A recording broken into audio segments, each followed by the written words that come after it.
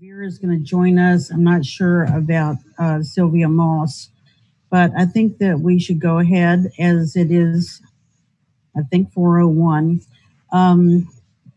Dave, will you call the roll, please? Certainly. Glenn Craig?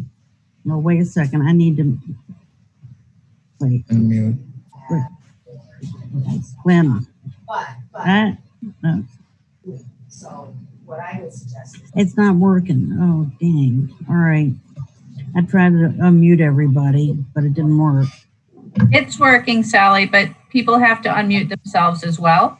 I'm here. Oh, all over here. Hi, Sally. All right. Barry Carter? Present.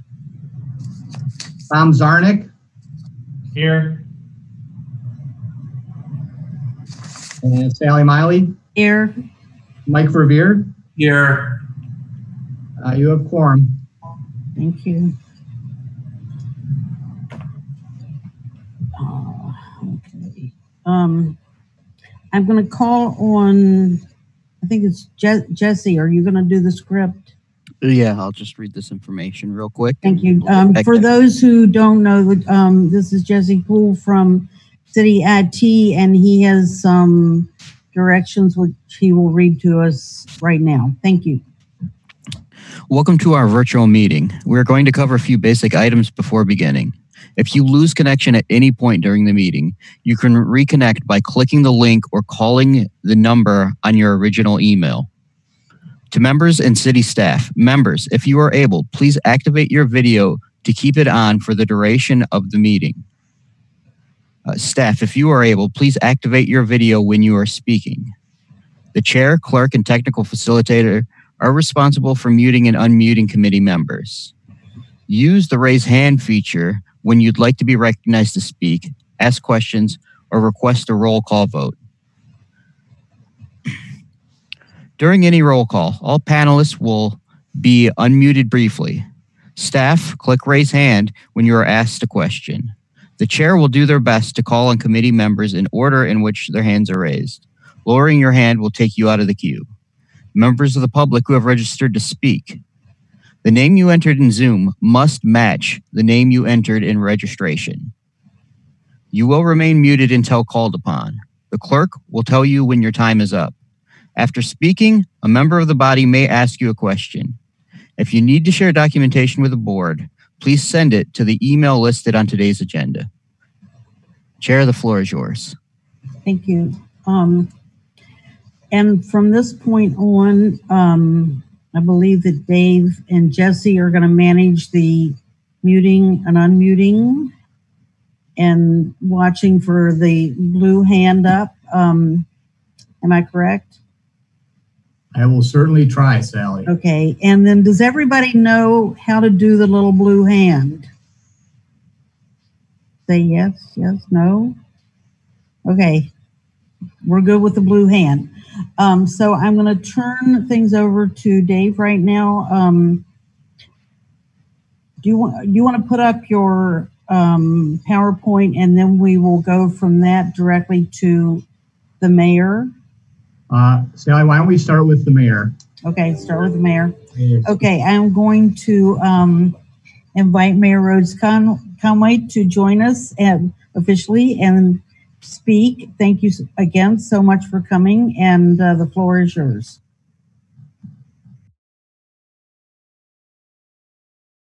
Thank you, Sally, and thanks to all of you for your service on this commission and for your adapting to our new virtual format. I know that it is not the most intuitive, particularly for those of us who have facilitated meetings in person for so long, Sally, but I appreciate you learning how to do it, and I appreciate everybody figuring out how to make the connection work. It is interesting times that we're living through, and the way that we run our committees and boards and commissions at the city has changed fairly dramatically, as frankly has everything else. And that's really where I want to start. is perhaps obvious, but living through a pandemic changes everything. And we, for better or for worse, and I think in large part for worse, we just have to re-examine everything in light of COVID-19. I'll give you a little bit of an overview just because I think it's important for everyone, regardless of what committee you serve on, to know. The city started responding to COVID-19 before we had a case here at the end of January. And since then, we have dramatically ramped up our response, both through our public health department and through an emergency operations center in the city. And we have shifted a third of our workforce to telework from home. And we've reinvented how we do public meetings. We have redeployed staff, including notably staff from Monona Terrace, to a number of other departments and functions. And we put on an election and have really adjusted all of our services in order to keep our staff and the public safe. And we continue to do that. We continue to react to both the public health issues and increasingly to the economic issues as we move forward through this new reality. So let me say that I'm happy to answer questions about how the city is responding to COVID-19 or any of the public health issues to the best of my ability if you have those questions. But I think most relevant for this body is the unprecedented economic times that come along with this pandemic. And I'm sure you all have seen the numbers, and I know that Dave will walk you through some of them later. But we are dealing with depression level unemployment and other economic impacts across the country. I mean, frankly, across the world, but most importantly here in Wisconsin and in Madison. Here at the city, we have a $30 million deficit in our 2020 budget that we are struggling to deal with and fill, and are still, considering whether we need to do furloughs or take other actions. We are, just today, I signed papers to put some of our employees into the work-share program. So this is very serious from an economic perspective for the city.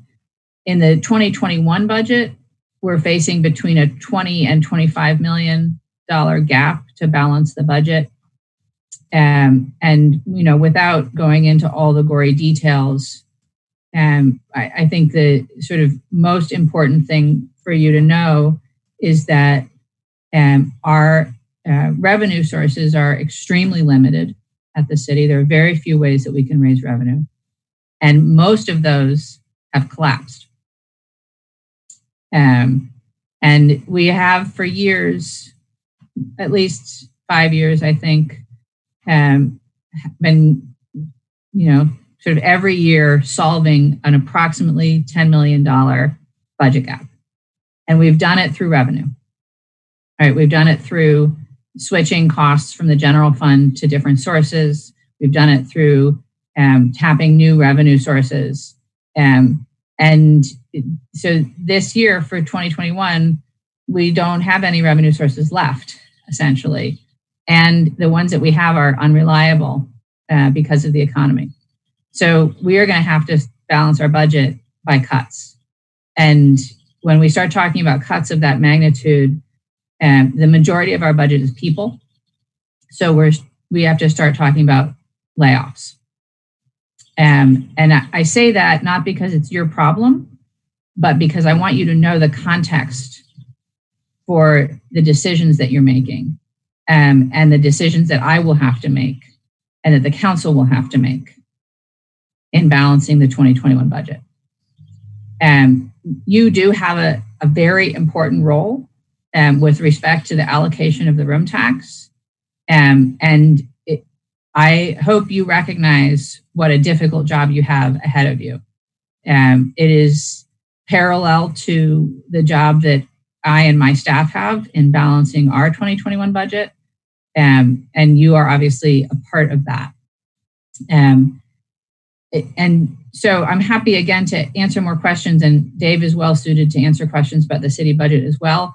But I want to impress upon you the seriousness of the moment with respect to our financial situation.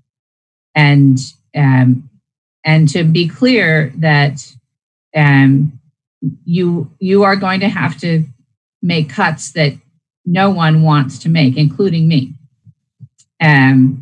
But there really is no other option. There is no magic revenue source. There is no, hidden pot of money. The general fund is not going to be able to backfill cuts in the room tax. So I encourage you to take this very seriously and to take an approach that is fair and equitable, and although it will be painful, shares that pain and positions us all to do our best to save the institutions and programs that we love in the long term. I don't envy your work. I wish that I didn't have to do similar work on the city budget. None of us signed up to serve through a pandemic. But nonetheless, I appreciate you serving through this pandemic with me. And I appreciate the consideration and seriousness that you will give to the questions in front of you. And I'm happy to take any questions.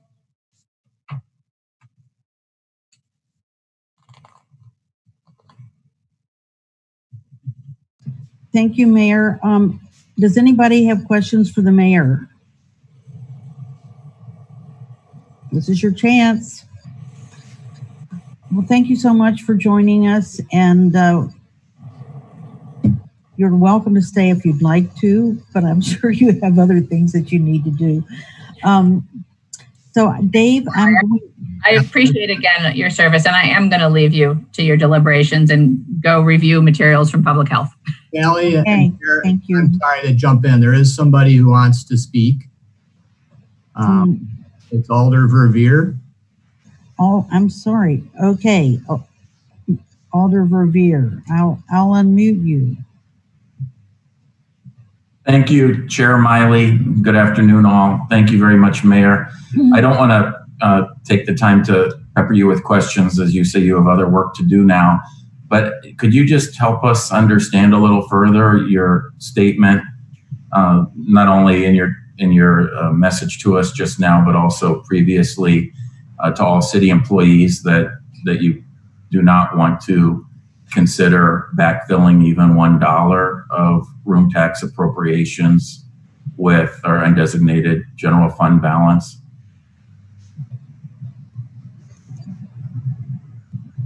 Okay. Oh, I'm sorry. There we go. Thank you, Alder Verveer. I think that the most simple way to say this is that in a situation where we are possibly going to have to furlough or lay off employees over the next 2 years, that it would be irresponsible for me to think that we could use either our general fund this year or next year on anything but keeping folks employed. And it's not clear to me that there's going to be, it'd be great if something landed in our laps, right? It'd be great if the federal government comes through and gives us additional funding. And I'm still, working very hard to lobby the Senate and the White House on that. But we can't count on it at this point in time. If something changes, 4 months from now, 6 months from now, we will revisit everything. But at this point in time, we are going to use the fund balance, and we're going to use it to keep the budget balanced this year and to balance the budget in 21. Yeah, thank you for your response, Mayor, and I appreciate that we will have to use the fund balance to make the budget work this year and next year. Let me just ask one follow-up question, then I promise I'll let you go. That good news that we received from the governor this week that the city of Madison will be receiving $4.1 million of the Federal CARES Act appropriation to the state. That doesn't change your thinking on this at all, I take it? No, not really. I mean, we're looking at how that funding can be used. It does have to be used this year. And it is limited in what it can be applied to. So we're still working through that. And we'll have, I think, a little bit more clarity soon. But I think essentially it will cover the costs related to our direct expenses, which, as you know, are significant, but likely not for anything else. I see. Thank you very much.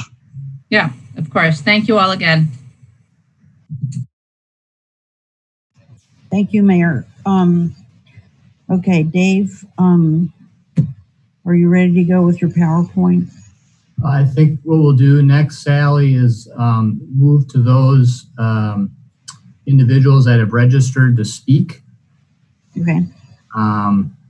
These will not be the presenters, so just all who are listening. These will be other members of the public who have registered for this agenda item, which is agenda item number 2, the presentations by the major recipients. And the first speaker is Greg Frank, and I will allow Greg to speak. Greg, you're on. I'm unmuted? Yes, we can hear you. All right. Most of you, thanks for this meeting today. I appreciate it. Most of you know that I'm the current chair of Destination Madison, but I'm not speaking today as their representative. I'm here to speak about my business and hopefully its recovery. I'm a partner with Food Fight Restaurant Group, and like many independent businesses, we've been devastated by this pandemic. The heartache of having to lay off nearly 1,000 good people because we couldn't continue to pay their wages was very emotional. Not being able to support area farms and other small local businesses as we have in the past has created hardships for them too. Food Fight has been a premier investor in Destination Madison for many years. Why? Because it's an investment that pays off big time. They bring people to Madison who come to our restaurants, make it possible for us to create good jobs with benefits for our people, a chance to grow and build better lives for themselves and their families, a chance to maybe become an owner. The food scene in Madison is one of envy. People come here and come back because of it. Without the visitor, the local independent restaurant community wouldn't thrive and may not survive. Visitors spent $385 million last year on food and beverage. Without those dollars, we could lose half of our restaurants and a lot of what makes Madison unique and special. Most restaurants, mine included, have very slim profit margins, and the loss of visitor revenue can mean the difference between making enough to pay the bills and a little bit of profit or losing everything. I remember the days of depressed downtown with empty storefronts and lots of crime. I don't want to go back to that. Destination Madison works closely with local businesses to curate special experiences for both visitors and people who've lived in Madison their entire lives. They bring big events to Madison like CrossFit, Ironman, the NCAA Cross Country Championships, and are instrumental in making Monona Terrace and Madison and major conferences like Epic successful. They brand our city nationally and internationally. Bucky on Parade brought Madison together and showed the world how wonderful experiencing us can be. Madison is special. People who visit want to come back. They want to live here. They want to raise their families here. They want to start and grow businesses here. Destination Madison is a wonderful partner, and I wouldn't, and without all the work that they do, I don't believe Madison will continue to be as special as it is. And I know that Food Fight and other independent restaurants won't be able to support the jobs or provide what we know as the special Madison experience. In this difficult time, I urge you to continue your investment to the fullest possible extent in a proven economic generator, Destination Madison. Thank you.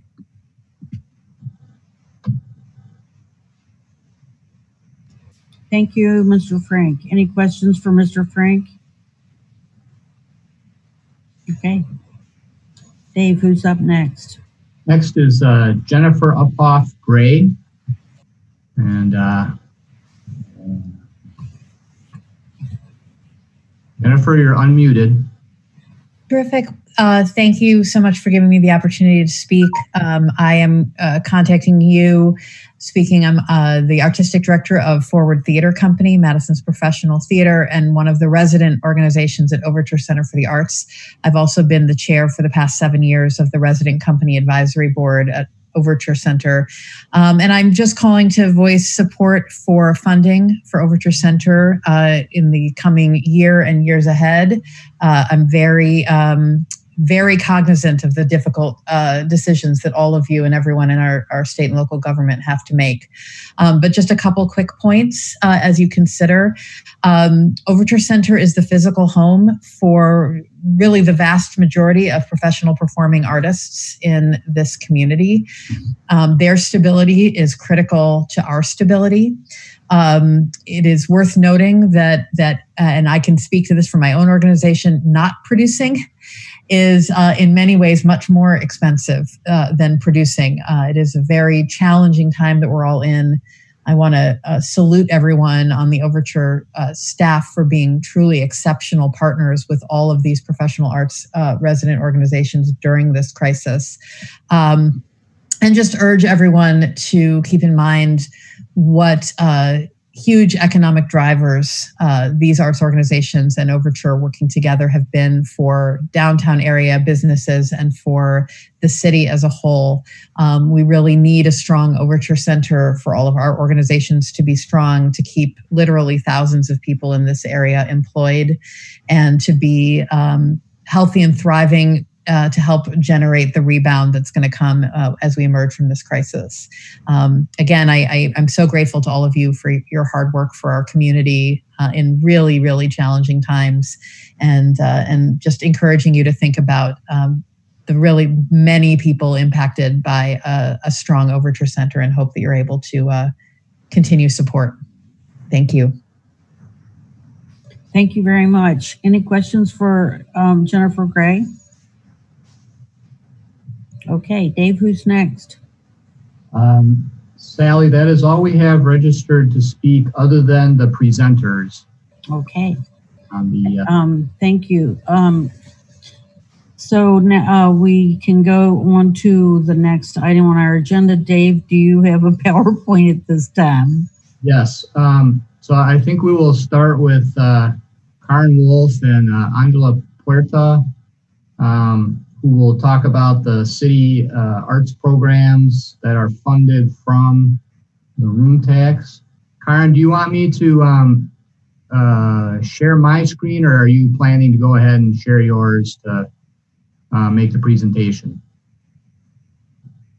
We had anticipated you sharing yours, but Angela, you prepared, would you rather drive our own?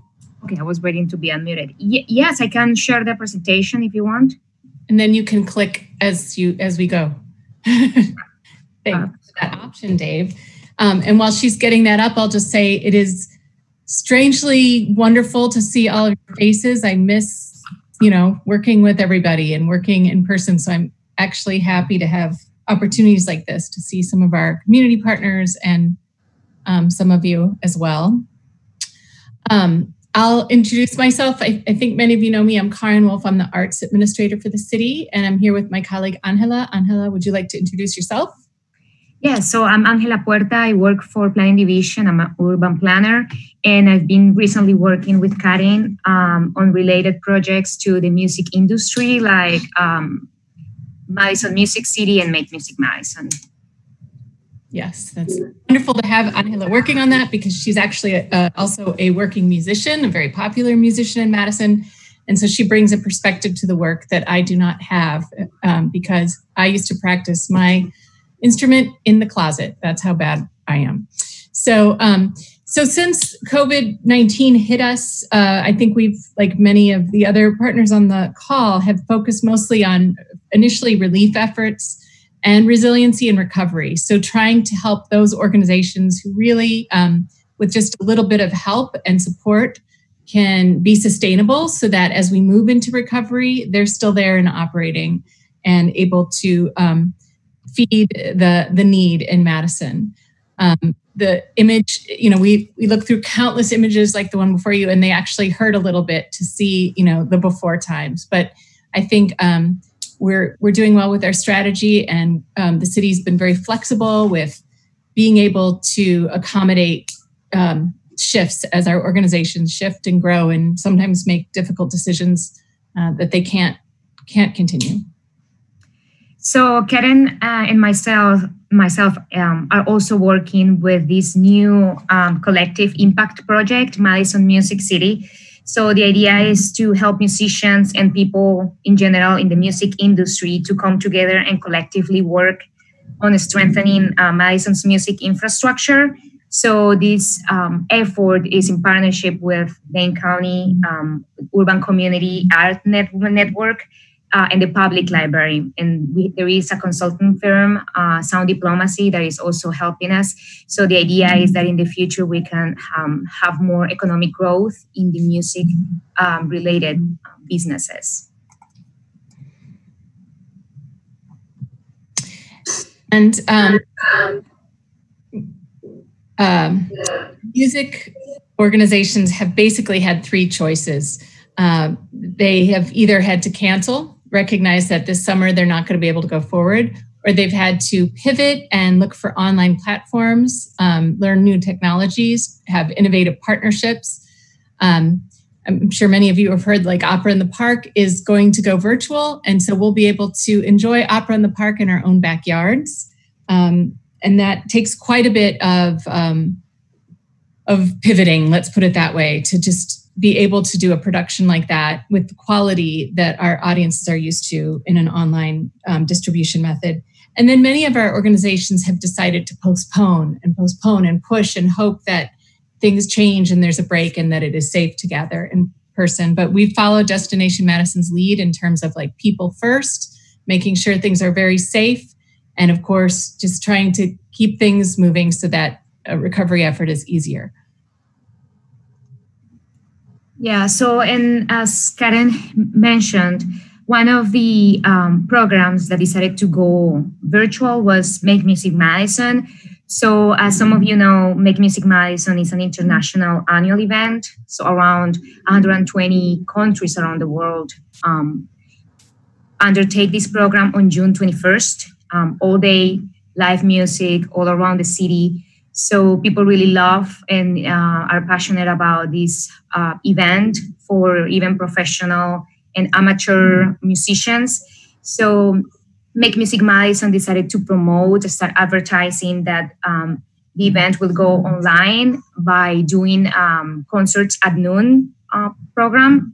That was around 2 months ago. So they've had around 20 musicians already doing live music through Facebook Live, and we've been promoting it through our city planning Facebook account and other social media.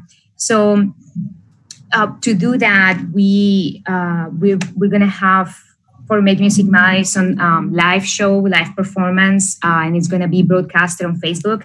And this organization is not the only one who is doing this innovative ideas to get connected to different audiences, not only in Madison, but outside.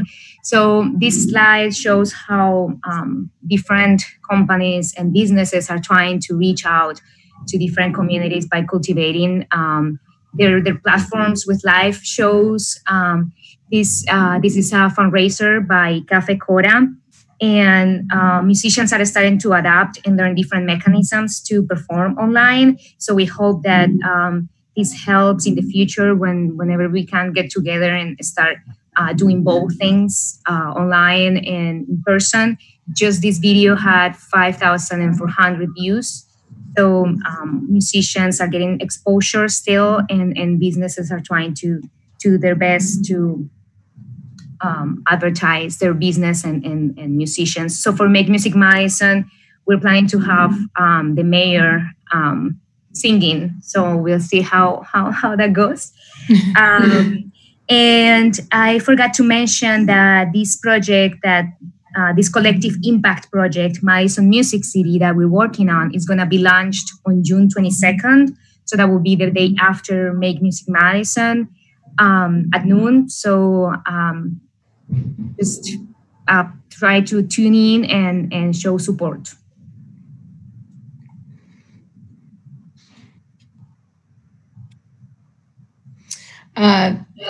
We've been in frequent contact with our different partners that receive Room Tax Fund to just stay on top of what are their plans, how are they adjusting. Between the Waves was one of the first ones to contact me and say, this was before, shelter in place, and say they didn't think it would be safe, to go forward. If they brought in guests who had COVID and audiences got infected, they would feel terrible. Like they just were looking for where's their responsibility and how can they go forward with their conference in a responsible way. So they had all the arrangements made for the hotel, the speakers, everything, and then they punted all the way till September. And then a few months later said, even that is not a safe bet, and they have to, be reading their crystal ball, and they decided to cancel for this year. They plan to fully go forward with their plans next year. And I just heard a half an hour before this meeting that Dane Dances is also reaching a conclusion that they can't go live this summer. They do have some already contractual obligations that they'll have to fulfill. So even for these organizations that are making those difficult decisions, they've done a lot of the work already. And so I feel obligated to pay them for the work that they've done. But we may be able to reduce further, obviously, as the show cannot go on in these cases. So those organizations, what I want to point out, and I think everybody in the tourism industry knows, though, is that there is still a thirst and a hunger for experience and for travel. Demand for virtual experiences has gone way up. Demand for alternate experiences, like this was an exhibition that the city contributed a bit of funding to at Garver, and 25 artists were each given a window. This is a rear screen projection in this window. So people could drive through at night for half of April and the month of May and still have the experience of visually seeing art and appreciating art, but from the safety of their car and the proper distance. So this hunger is, and we'd like to encourage as many organizations as possible to feed that in a way that is safe and work with public health to go forward and keep those audiences satisfied and maybe a little bit more local in our tourism goals. Is there? Well, that isn't to be determined anymore. It was when I turned in this example. And we still have a lot of opportunities that are still evolving and coming up. I mean, when we talked to you last summer, we talked about doing continuing the Blink doors downtown and expanding to include Fleet Services building, which will become the new public market, and just doing a lot of temporary public art to activate and to give tourists something to look for. Well, Downtown Doors is lined up and ready to go with our partners at the bid. We are ready to execute that. There's also many more shovel-ready opportunities that have come as the bid and DMI have worked on recovery effort and how to attract people downtown. So if with shifts in funding, with whatever we're allowed, if we can move some of that, we have a lot of demand for in-person experience that can be done safely. And also we'll have the ancillary benefit of employing artists who've lost income due to COVID and keeping them in our community and safe, being able to feed themselves. So So this slide related to the Fleet event. It will probably not be safe to gather at Fleet as we had hoped, maybe not even the rest of this year, but we still would like to invest in some small budget projects that would be part of the public market when it opens, because that will certainly be a destination for people. And Bob Queen, I don't know if many of you know him, but he's a stubborn old guy, and he is not ready to give up on finding a way to do sessions at McPike Park. Certainly if public health, if it can't happen, he won't do it, but he's still going forward and hoping that he can create some kind of experience where people can experience live music in a safe way. So we know we are coming back. We will come back. We are looking forward to when we can have events like this again. But in the meantime, we're sticking to our guns. We're sticking to our strategies, relief, resiliency, recovery. And we hope that you can invest a healthy amount into these efforts. Thank you. Does someone have any question?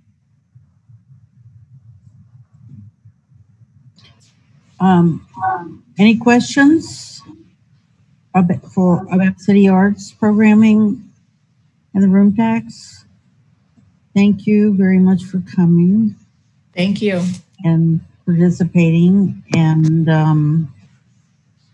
Dave, who's up next? Chair. Next, destination. Did we have a question of the chair? Yeah, it looks like Alder Verveer and Tom both have their hands raised. Let's see that. All right. I'll start with Alder Verveer. Thank you, Dave.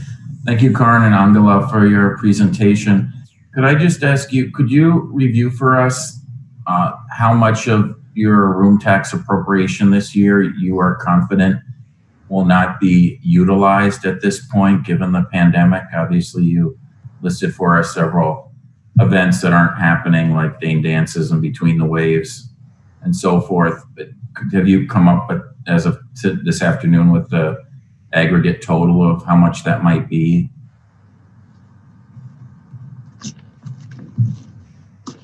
You're muted, Karen.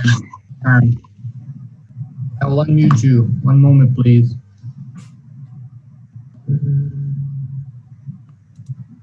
Hey, you're muted on your end. Thank you. No, I was waiting to be unmuted. Okay. I don't have that exact figure. As I said, it's evolving. And we have to pay for contracts through what has happened to date. But I am guessing, I would be guessing at this point, but I'm guessing 70% will happen, 30 won't, maybe higher as they go forward. But probably around that 60-70% will be able to hit in terms of converting to online formats and going forward. If Fleet weren't to happen, for instance, Alder Verveer, there had always been confusion about how much of that Blink budget would go to downtown and how much would go to Fleet. If Fleet were not to go forward, I would happily shift that to downtown because there are so many projects waiting to be funded and there aren't additional sources of revenue for me to get to those projects. Okay, very good. Thank you. To answer your question, it's not very accurate. But well, I understand it's literally evolving by the day for you and for all of us. And I'll talk about this later, of course, but I can't imagine that we'll be able to make a decision this evening. So I'm hoping that when we reconvene to make these difficult decisions, that we'll have more accurate data from all of you, room tax funded entities, in terms of your needs. So we'll stay tuned for more finite information at a later date, I think. Okay. Thanks very much. Thank you, Madam Chair. Just FYI, everybody, my computer's kind of doing some weird stuff. I'm having some, every now and then it appears not to want to connect. So if I should be speaking and I'm not, Dave, just jump in. Tom Wernick is the next one, Sally. Okay. Tom. You're unmuted, Tom. Okay, thank you. I was told that Skip Harless registered for public speaking, but he wasn't called upon. Could we get his comments, please? He, I think he registered for item 6. Yep. There were 2 registrants for item 6, and we were going to take them when that item came up. Okay, fair enough. Okay, thank you. I heard from the other registrants, so that's how I know what happens. But thank you for bringing that up. Okay, any more questions Yes. at this point? Carter has a question. Alder Carter.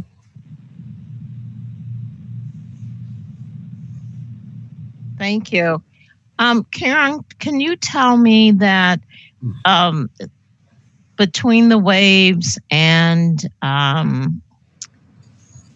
let's see, the other one, Dane Dance. You told me that Dane Dances had an obligation to a couple contracts. Have you noticed if most of the events that are happening were able to cancel before they were obligated out of money? I wouldn't say most. Okay. I wouldn't say most. It kind of came up suddenly on all of us. That's why I was asking. Yeah, and people Between the Waves was supposed to be in June. He starts planning that as soon as the last event ended. So where they could, they've gotten out of their obligations. Okay, thank you very much. Oh, and the other thing, do you see in the foreseeable future more virtual events in our future as far as entertainment and arts? Oh yeah, and I think that is here to stay now. I mean, that's the silver lining of some of this, is that we've all been forced to move into the 21st century with technology kicking and screaming. But our artists have finally had the time to focus on that out of necessity. But those skills, they're developing audiences that they've never had before. Just anecdotally, I'll tell you that just the Poet Laureate had a reception in Poetry Month. I go to those events. There's usually 20, 30 people at the library. This had 120 people, many of them from out of town in a virtual format. And that's impressive for poetry reading. And look at Cafe Coda. I don't know what their capacity is, but it's not 5,000. So they've just totally expanded audience there. And they're working on that. When we reopen, some of those audiences will come to the actual physical site of Cafe Coda. So what it looks like is those trends are continuing and the demand is very high there. So I'm glad that we're all learning those things. But there's still a lot of glitches, and Anila probably isn't on the call anymore, but the technology behind, those slick videos you see where people are singing in a chorus, that is hell. And that technology is not easy. Those are very polished events. So it's really amazing. The plays that I've been going to are more like monologues where different people are reading from their homes. But the quality will increase and the production value will increase, and our organizations are going to be there to meet that demand far after this is over. Thank you.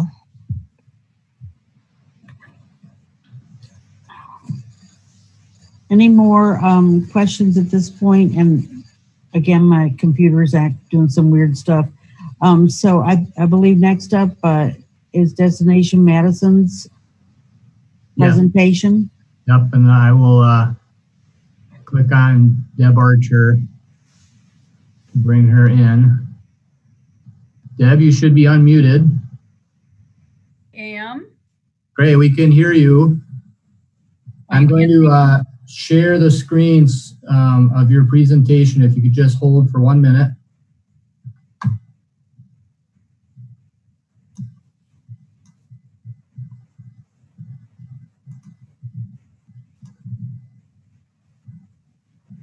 Okay, can everyone see that? Sally, can you see it? Sally? This is Deb. I can see it. Okay, great. Deb, go ahead. Okay. Thanks for driving this, Dave. I appreciate it. Welcome. Thanks for inviting us to make a presentation today. Dave, go ahead a couple of slides to the first Where We Are slide. where we were, I should say. Next one. Okay. Okay. I won't spend a lot of time on this slide. This sort of gives the foundation of where our contracting and the conversations with the city have come together over the last years. Mike Revere and others have been involved in the conversation, Tom Zarnick, for a long time about getting Destination Madison to a competitive level in terms of percentage of room tax. And the increase in room tax that was voted on in 2017 to begin in 18 to move us to 10% allowed that to happen. And it got us closer to budgets like the Dells, which have always been twice as much, and Milwaukee. We're still behind those, but it's made a huge difference. And we're in the third year of a contract that's extended to 2023. Next slide, Dave.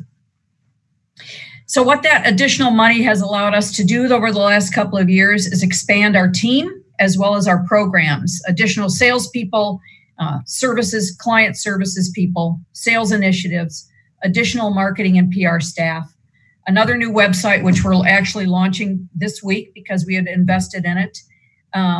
This new immersive experience development, Karen was talking about experiences. We are deeply involved in virtual and on-site experiences and a lot of expanded media outreach and engagement. An example of that is a fabulous article that came out in Lonely Planet this week about the top 5 college towns who are in good position to emerge well from this COVID environment. And we do a lot of that work in public relations. Next slide. Tourism economic development. We've been talking about this since National Travel and Tourism Week earlier in May. 2019, visitor spending went up another almost 4% over the prior year. $1.4 billion is spent by visitors in our community in a single year. Food and beverage is the number one place where visitors spend money, followed by lodging, followed by retail, transportation, and recreation. Those are also the businesses that have been so direly hit by this pandemic, but 2019 was a great year. Next slide. In terms of our revenue picture for 2020, this is a pie chart that shows that 80% of our funding going into this year is reliant on this room tax fund. So when we built our budget, $7.2 million budget, 80% of that is funding from the room tax fund.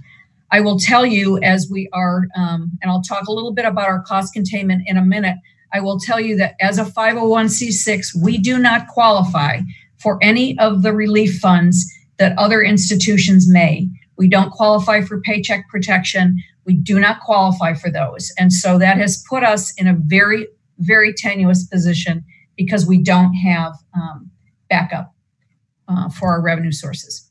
Next slide. So where are we today? Next slide.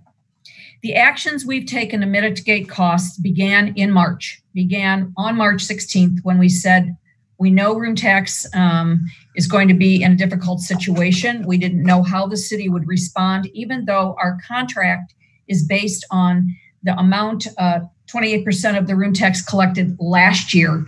We did not know how that would fare. And so we said, we need to be smart. And we did one wave in March. We have another wave starting on Monday. We have now eliminated reduced 1.3 million in personnel and 1.2 million in programs. So 2.5 million, we've reduced our budget by 35%. When we started the year, we had 39.5 full-time equivalent employees. As of Monday, with the furloughs in place, deeper furloughs will be at 19.6. So it's 20 people fewer than we had 5 months ago. As we move forward into 2021, we have got to be able to reinstate some of those people in some of these programs. We will not be able to deliver what people expect from us or all these businesses need. We have got to get back to a healthier place. Next slide. 2020, in terms of what we booked that would have taken place this year, we would have had a total of 116 events worth about $65 million in spending in the community. That included 21 conventions and 3 sports events, which would have taken place at Monona Terrace. Many of those we know have been lost. But we wanted to make sure you saw what the picture was for 2020 that we were responsible for in booking that would have occurred this year. Next slide. In terms of what's happened to date, As of beginning of this week, we have canceled 58 conventions and sporting events, almost $38 million of direct spending, 74,000 room nights, and over 100,000 visitors. And those almost all of those, perhaps all of those, were to happen in 2020. On the right-hand side of the slide are other festivals events. Wisconsin boys basketball, obviously we saved, but we promote all of these, and they're big visitor generators. And those are some of the incredible things that we've all lost this year. Next slide. In terms of retaining business, our sales team, even reduced staff and reduced hours, have been working incredibly hard, working on retaining business. We have re-signed 8 events to be rescheduled for 2021, including the Governor's Conference on Tourism. In several of those cases, we've gotten the organizations to push other destinations that were supposed to host them in 2021 to bring them to Madison, and we have worked very hard to have that happen. One of the rebookings is for 2024, and we're working very hard on rebooking other ones. So where are we going? The recovery, the next 6 to 18 months. We're using traveler sentiment studies by very reputable international and national firms. The travel segments that we're focusing on first is leisure within a reasonable drive time, and we're in a good position for that. If we can have the resources and tap into Milwaukee and Chicago and Minneapolis and Quad Cities and Fox Cities, we are in a great place to drive people here, for them to drive here if we can get to them and have the resources to do that. Then business travel, and then group events. Group events will be the last to come, but we are working along with marketing to leisure visitors. We have to pursue this business because of the time it takes to book conventions. And the next slide will demonstrate the timeline for booking conventions. Next slide. For our average event, to confirm an event from the time we send a lead to an event happening is 465 days. For a convention and for Monona Terrace events, it takes 2.8 years. It takes 1,000 days or more from the time we send a lead. And that the lead comes out after we have begun the relationship. We've already spent time with the relationship. So it's longer than 2.8 years. And that's why investing on us now is so important, so our future can be strong. Next slide. So what are our objectives? We want to help get people back to work. That is most critical. And we can do that by bringing business here. I'm going to skip to number 3, actually. The thing we're doing that's very important about getting ready to bring people back is working with the Chamber, DMI, State Street businesses, the BID, the city and the county on safely opening and being ready to open. We want to make sure we can be safe. Number 2, we talked about attracting regional leisure visitors, and they are the ones who love our local businesses and retails who make this place special. Number 4, promoting our destination brand. Our marketing team and PR team is out there feverishly in social media and with travel writers and others getting our name out there in the brand. And as I talked about, this working with clients to secure convention and event businesses for the future. But we also want you to know that first and foremost in everything we're doing, safety for the community, for employees of our businesses, our employees and visitors are absolutely at the forefront of our work. Next slide. So this slide talks about how are we getting those messages about safety across, which are so important. Well, we have to first build consumer and resident confidence, and we do that by working with our partners. We are working with our partners. We actually have a big meeting this week to bring together event venues, hotels, and others, city and county officials, Monona Terrace, Alliant Energy Center, to talk about what are the best practices we can put in place to make people trust us and have confidence. The second bullet on this, working with our partners, again, Monona Terrace, Alliant Energy Center, the hotels, on demonstrating flexibility for our meeting clients. I want to thank Monona Terrace, the hotels, the Alliant Energy Center for working on relaxing cancellation policies and attrition policies. We have been very fortunate that they've really come to be partners with our clients. So our clients are not bleeding money for events that they can't hold. And our clients are very grateful. And we played a role in that too, in making sure that we are bringing to the forefront our clients' needs and expectations. I talked about communicating destination safety practices. Another thing, we want to work on fostering and encouraging responsible visitor behaviors. We will be working on messaging about how we want to make sure people who come here respect our values and our expectations as a community. It's important that our businesses and the residents that live here feel comfortable with the visitors that we're bringing here. And then we'll wrap all of that up in making sure we are a welcoming destination. Next. We're resilient. You've heard from Greg Frank, hoteliers, you're going to hear from others. This is an incredibly resilient industry. We are hard workers. We are servant leaders. We love to serve. And visitors are important to us, but visitors are important to this community. They are critical in leading us out of this economic depression. We can't do this together. We need community support. We are constantly putting out messages to make sure all of us are supporting local businesses to the extent that we can. We know some people are not in that position, but many of us are. We are going to be amplifying the message about asking companies and organizations, keep your business here. If you have meetings you're going to be scheduling, now that things can be opening up and as they move forward, keep your business here. And then working very hard to welcome visitors here. We are in an incredible position to bring ourselves out of this, but we need resources. We cannot do it alone. We need partners and we need resources and we need this room tax fund. Next slide. Investing in us is truly investing in the future. We drive future economic impact. We drive business travel, conventions, and events. The city relies on 30% of this room tax, which we heard the mayor talking about how the city general fund is down. Room tax, they rely on that. We drive room tax. The room tax, city's share of this room tax fund is also at risk. We can change that. Supporting the recovery of tourism will help get people back to work, which we know matters to all of us, most importantly. We are the one entity that is completely solely focused on driving room tax generation. We serve as a catalyst for our local economic recovery, and we did this before this happened, and we're doing it today. Next slide. These are our roles that we're playing.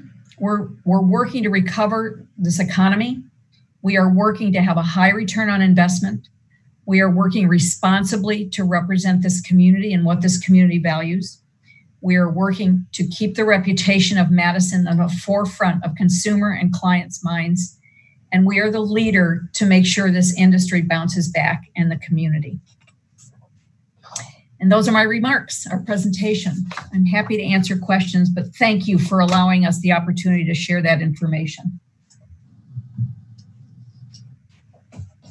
You're muted, Sally. Oh, sorry. Thank you very much, Ms. Archer. And are there any questions for Deb Archer at this time? Glenn Craig has a question. Glenn, you're unmuted or should be. Yep, I think I had to press a button as well. Thank you, Madam Chair. Deb, a couple of questions on the mechanics and looking at your budget. Being in corporate finance, I've had to painfully go through this process, and I'm still in the process with the variety of corps that I work with, and forecasting is almost impossible. You had talked about the cutbacks, about $2.5 million worth of wages and program costs cut.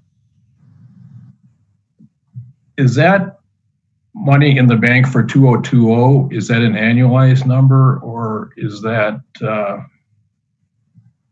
if they were cut permanently, would that be an annual number? That is the number that's been cut to date. So that will reduce your loss, if there is a loss in 2020, by 2.5 million. Yes. Okay. So then a question for, maybe it's a Dave question too, but the room tax revenue that you budgeted as income for 2020 would have come in from 2019 collections, correct? No, it's 2020 collections. Okay, so that ceased in March as well. We don't know yet for sure. That's the projection. And I'll get into that during my presentation. Okay. Thank you. Alder Carter has a question.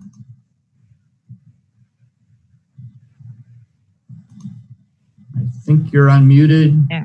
Yep. Thank you, Deb. And in full disclosure, I am on Destination Madison board. Deb, can you, I think you briefly hit on this because one of the things that is so crucial to the economic survival, so to speak, of Madison and Wisconsin is tourism, but we also have a large number of employees in that area. Can you give us an estimate on that? I think you did before, but I didn't write it down. Sherry, I did not in this presentation, but during National Travel and Tourism Week, a little more than 22,000 people in Dane County are engaged in are employed in our industry. Yeah, thank you. And just a side note of that 22,000 employees, they also put money back into the economy by living here. The employees that are on, that you've cut, are they on a temporary leave or are they,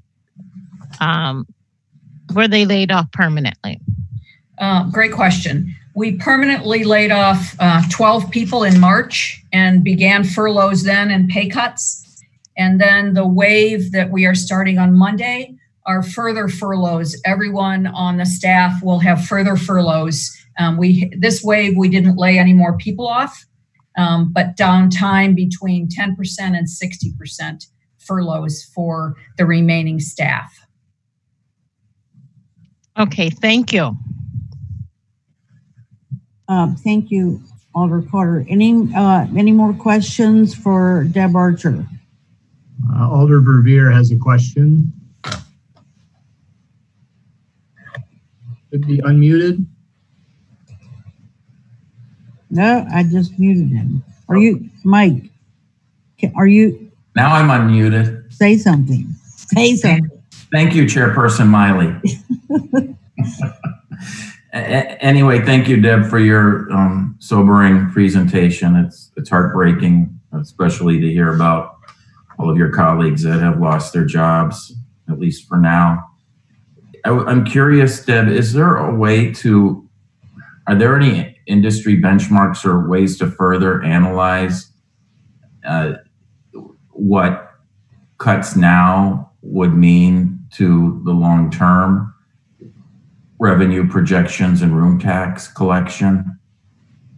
In other words, if we, make these painful decisions now, is there any sort of way to, in a more scientific way, to quantify the excellent point that you made in your initial presentation that without the work of the CVB, room tax collections will be down for perhaps years to come? Mike, I'd like to say yes, there is a way to do that. I think that we certainly can work on averages based on how many people and what the normal, salesperson generates.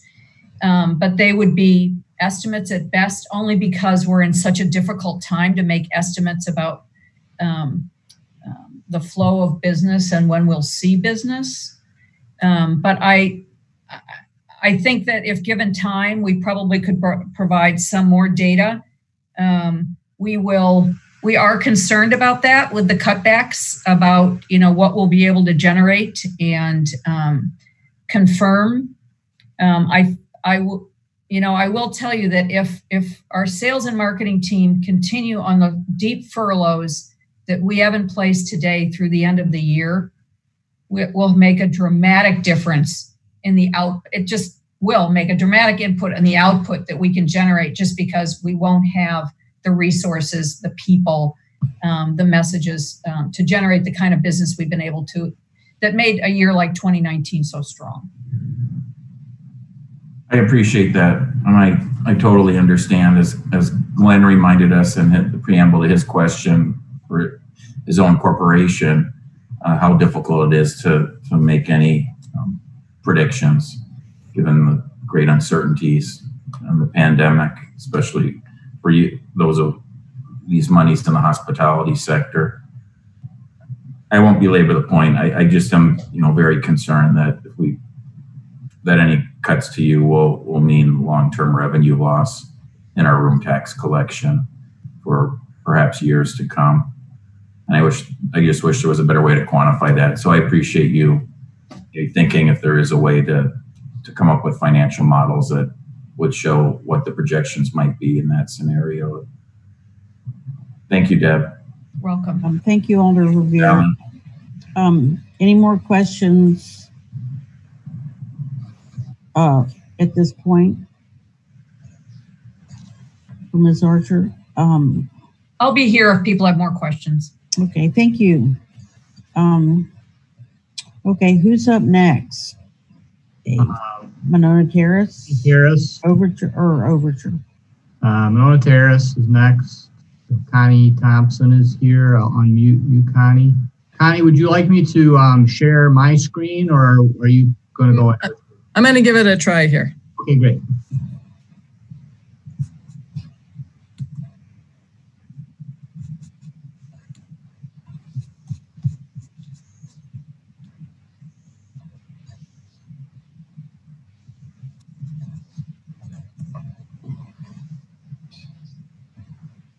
All right, does everybody see that? You see it. Okay. All right. So as Dave said, I'm Connie Thompson. I'm the fairly new executive director at Monona Terrace. And I just wanted to remind everyone that our mission is to deliver an exceptional and inspirational experience. But more importantly, we have been given 3 key mandates since we were built. First and foremost, to be an economic catalyst. Second, to be a community gathering place. And third, a tourism destination for the City of Madison, County of Dane, and State of Wisconsin. To that point, as an economic catalyst, our economic impact for the community from our conventions and conferences averages around $33 million per year. And we host 500 to 600 events each year. About 60 of those are conferences and conventions, which are the main economic generators of economic impact. And Monona Catering and Monona Terrace payrolls and purchasing bring $12 to $13 million to our local economy as well. As a community gathering place, in 2019, we served 38,262 people through over 90 free or low-cost community events. Events such as the Rooftop Concert Series, Dane Dances, Terrace Town, and Box Cities, Lunchtime, Meditation and Yoga, Lakeside Kids, and Moon Over Monona Terrace. 400 to 500 local events are hosted each year here. The community gathers at Monona Terrace for weddings, anniversaries, memorial services, banquets and meetings, and other types of events. As a tourism destination, we are a Frank Lloyd Wright Trail site, which is promoted by the Travel Wisconsin. 2,446 people from around the world took 223 guided tours last year. Those included student groups, commercial bus tour groups, locals with visiting friends and relatives. And we are known, I guess, far and wide as an iconic landmark building to visit in Madison. And I want to talk to you about some where we're at today since the COVID virus showed up. and some of the assumptions that we made. So I'm going to talk about our projected budget, but here are the assumptions that we made going into that budget. That we would receive 50% reduction in the room tax that was allocated to us, that our business probably would not return until August. We made a revenue assumption of a 50% decrease. And we do have actual expenses and revenue from January through April, but May through December are projected, both expenses and revenue. And the total operating budget reductions that we've been able to cut out of our budget is $1,662,198. But our total lost revenue projection is $1,622. Some of those, breaking down some of those projections, we were able to cut or reduce our payroll by $1,198,303. But we had 4 retirements that put us over almost $100,000 in retirement benefits. And then we were able to reduce non-payroll expenses by $560,525 for a total operating budget reduction of $1,662,198. Our projected revenue loss is $2,196,622. Our projected 50% room tax loss is $2,147,508 for a total revenue loss of $4,344,130. Our projected deficit, which does include $321,556 in applied reserves from our reserve fund, is $2,681,932. So even with all of those cuts, our projected deficit is $2,681,000. So some of the ways that we were able to reduce our payroll was through the city's redeployment program, which allowed us to offer up staff that jobs had been were not required anymore, such as operations workers, and some of our part-time employees also participated.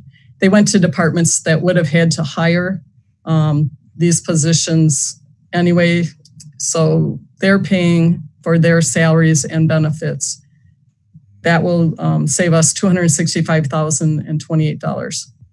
We just you heard the mayor talking about the work share program. We just put 23 staff members on the work share program, which will reduce our payroll by another 139, almost 140,000. And then since I've started, we have only filled 1 open position. We have 9 open staff positions that will give us a reduction in payroll of $215,721. So our total permanent salary reduction was $620,662. We virtually do not have any part-time hourly workers working right now because we don't have work for them. That's saving us $554,339. And then overtime was reduced because there's no need for overtime so far by $23,302. So we've been highly focused on reopening and getting all of the pieces in place that we need to have to move forward with hosting events again. We're working very closely with Public Health, Madison and Dane County. We are following the Forward Dane Phased Reopening Plan public health requirements, which require us developing policies and procedures for hygiene, cleaning, and protective measures, and then having a way to both train staff and have them acknowledge that they've received the training and understand the policies and procedures. We're also in the process of becoming certified for the GBAC STAR facility accreditation. The GBAC stands for Global Biorisk Advisory Council. It's an accreditation program for cleaning, disinfecting, and infectious disease prevention, but it's very holistic. It looks at all of the policies and procedures. There's actual certification for the building, and then there's also certification for each of the people that are cleaning the building. We have installed plexiglass barriers for guest services, registration counters, gift shop, and admin office. And we have designed and ordered informational and directional signage and posters to assist safe customer movement throughout the building, social distancing, and protective measures. And then local collaboration efforts, as Deb Archer mentioned. We've been working very closely with Destination Madison, hoteliers, and others to ensure that our facilities are ready to reopen safely. We have are working with them to develop destination safety standards and strong, sorry, I'm on the wrong page. Strong and unified messages to give customers confidence that we are ready to host their events safely. And then, as Deb also mentioned, we have worked with them on strategies and protocols for bookings and cancellations and rebooking, so that we're helping events that just got caught up in the COVID-19 situation, so that we're able to host them again in the future without bad feelings. Many of those we've been able to rebook into subsequent years, and some just are waiting to kind of see what's happening. We currently still have 275 events on the books right now.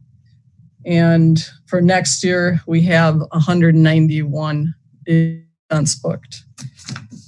And one other point that I want to make is in agreement with Deb Archer saying that this is a critical time for the hospitality and leisure industry, and recovery efforts have to be first and foremost on the front line, and no one individual group is going to be able to do it by themselves. We're really going to have to look at unprecedented collaboration and working together so that we do have all of the safety things in place, and that we're ready for business, so that we're a destination that people trust, that they can come to and have a good time and be safe, and hopefully get some of our economic impact back for our community. One other thing I want to mention is we've been working on innovations within the virtual meetings place. We've developed marketing pieces and virtual meeting packages and training for sales staffs from Destination Madison, our own sales staff, and Monona Catering. Monona Terrace Community Programs have taken digital events. We put meditation and yoga into doing that virtually, Lakeside Kids as well. We've also developed virtual field trips for school kids that was extremely well received, and have children's activities on our website. We've also designed Zoom building tours for existing and prospective customers. And then we've done some work on our website to make it more customer friendly. Did some chatbot upgrades to help customers who are visiting our website more frequently, now that they are trying to keep up to date on what's going on in our building and others. So those are the steps that we've taken so far. The situation doesn't look real good from either 2020 perspective or 2021, as far as our industry being sort of the last business to come back. We experienced that back in 2008 and 9 and during that recession. And I believe that we have to continue to be innovative and collaborate as a group, work together to recover the convention and conference business and bring money back into our community. Thank you. Thank you very much. Any questions for Connie?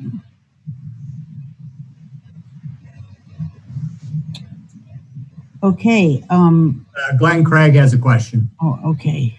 And I see that Alder Revere also has his hand up. Glenn. Thank you. Just a general observation. The presenters today, and I looking forward to Overture's presentation as well. It seems like we're all inextricably related to each other, either through marketing, facility support. Monona Terrace is part of the city, is a city fund itself. Destination Madison has a huge contractual relationship with the city. And of course, we all know the Overture Center has a significant city tie. I haven't figured that one out yet, but I think it's contractual to a certain extent. But the question on Monona Terrace was, as far as staffing, it seems like when people are balancing budgets during uncertainty and whatnot, you go to the staff and have to make cutbacks and whatnot. How much control, Connie, do you have of laying off staff, furloughs, or is that all a city decision? They're city employees. That's a city decision, but I have been very proactive in using the tools that I've been given, which are redeployment and the work share program.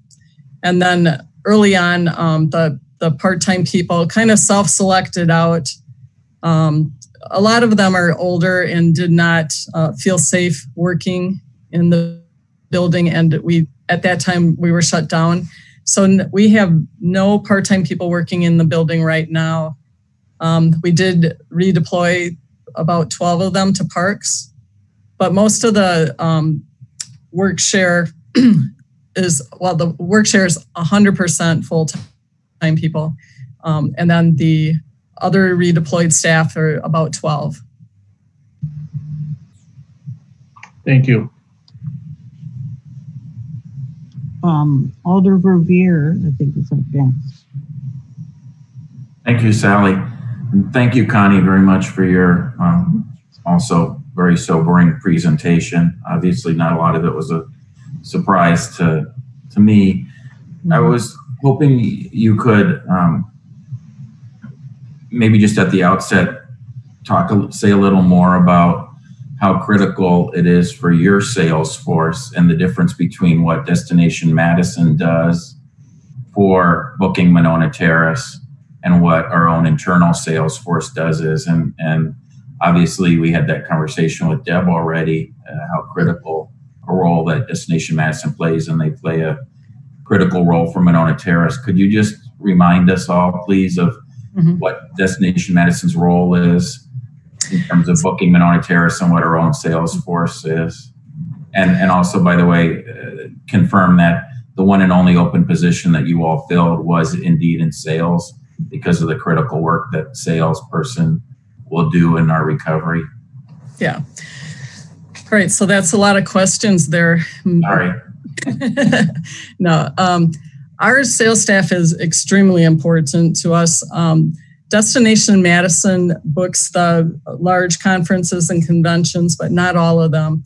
They probably average about 30 conventions and conferences, maybe a high water mark, 34, 35. But we have, you heard the numbers, 500 to 600 events. All of the rest of those events are booked by our staff. And granted, some of them are community events, but the meat of our sales staff are doing anything from weddings to conferences and conventions to funerals, banquets, meetings. It can be big and small. So 65% or more of our business is booked internally. And while the bigger conferences that the convention center brings us bring more economic impact because they're large and multi-day. The rest of our money from revenue comes from our own staff, our own sales staff. And during the pandemic, they've been working hard to try to keep the business and encourage our clients to rebook. Well, unfortunately, they had to spend a great deal of time with cancellations, dealing with cancellations, and then trying to rebook business and kind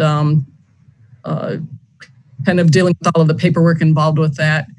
But we've had a steady stream of new bookings, several a week. I'm signing contracts, and Bill is signing contracts as well. So there's hope. Now, on the bad side, we're still seeing people canceling events as well. A number of large events, like the chamber, Dane dances we just heard about too. Those have been kind of hanging on and waiting and trying to gauge whether or not they could have their event here. And our AV staff has developed some digital conferencing systems and packages to help the events that want to still have their event, but they know that they can't have 2,000 people in the building.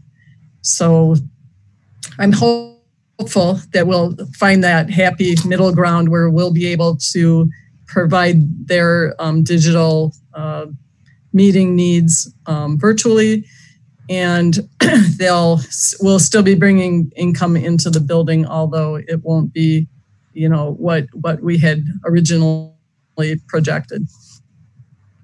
And then, do you want to make an announcement as to Monona Terrace's reopening date? Obviously, you're eligible under phase 1 of Forward Dane to have 50 group or less meetings now. Will the building indeed be reopening for the WPS event next week, and related, will the Lake Vista Cafe be reopening in the next week? Yeah, so right now we're putting all of the final touches on all of the policies and procedures. The health department will be looking and reviewing those and giving us approval, I guess, that we have everything in place that we need to have in order to open.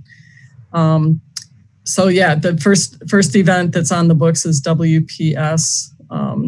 So we're hopeful that I believe it's next Thursday, that we can host that event in the building. The building will not be open, however, to the public, and we're going to use WPS as to fine tune our policies and procedures, and to collaborate with them and make sure that they feel safe and welcome, and that we're on the right track with everything that we've put in place. And I believe that the Lake Vista Cafe is a June 9th opening. Oh, it's great that we're making small steps toward progress there, in terms of having activity again at Monona Terrace. And then lastly, I know, Dave, in your presentation, you're planning on discussing the Monona Terrace Reserve Fund, I believe, and the issue of the capital reserves and so forth. Is that correct? Yes, it is. So should I hold off in terms of getting into necessary room tax action to likely amend our budget to allow Monona Terrace capital budget to be used for operating purposes this year? Yes.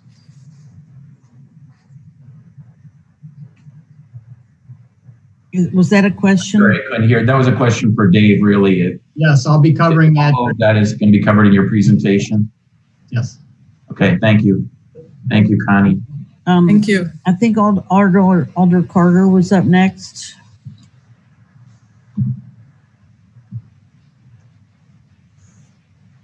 Hi, Connie. I just wanted to go over a couple things. How many events offhand did you have last year compared to what is scheduled for next year? Next year's so far 191, but that will go up. This right. Our stuff books, closer to the date. Excuse me. I don't remember the exact. I think it was 550. Okay, yeah, just an estimate's good enough for me. Yep. The other thing I wanted to ask you, you basically have 6 more months left of the year. I mean, it's already June for all intended purposes. Do you think that your booking numbers will steadily increase? Or do you see people still wanting to check it out first? I think at the very best we'll maintain. I think there will still be more large events that are over the whatever the phase 3 limit is going to be, that will not want to do digital, that will maybe move to a next year or the year after. I think we'll continue to have smaller events that we'll book, but the loss, I mean, we're projecting a 50% loss in revenue. Right. And then one other thing is you talk about the technology. Was that technology already purchased? I know they were improving some of the technology that you already had.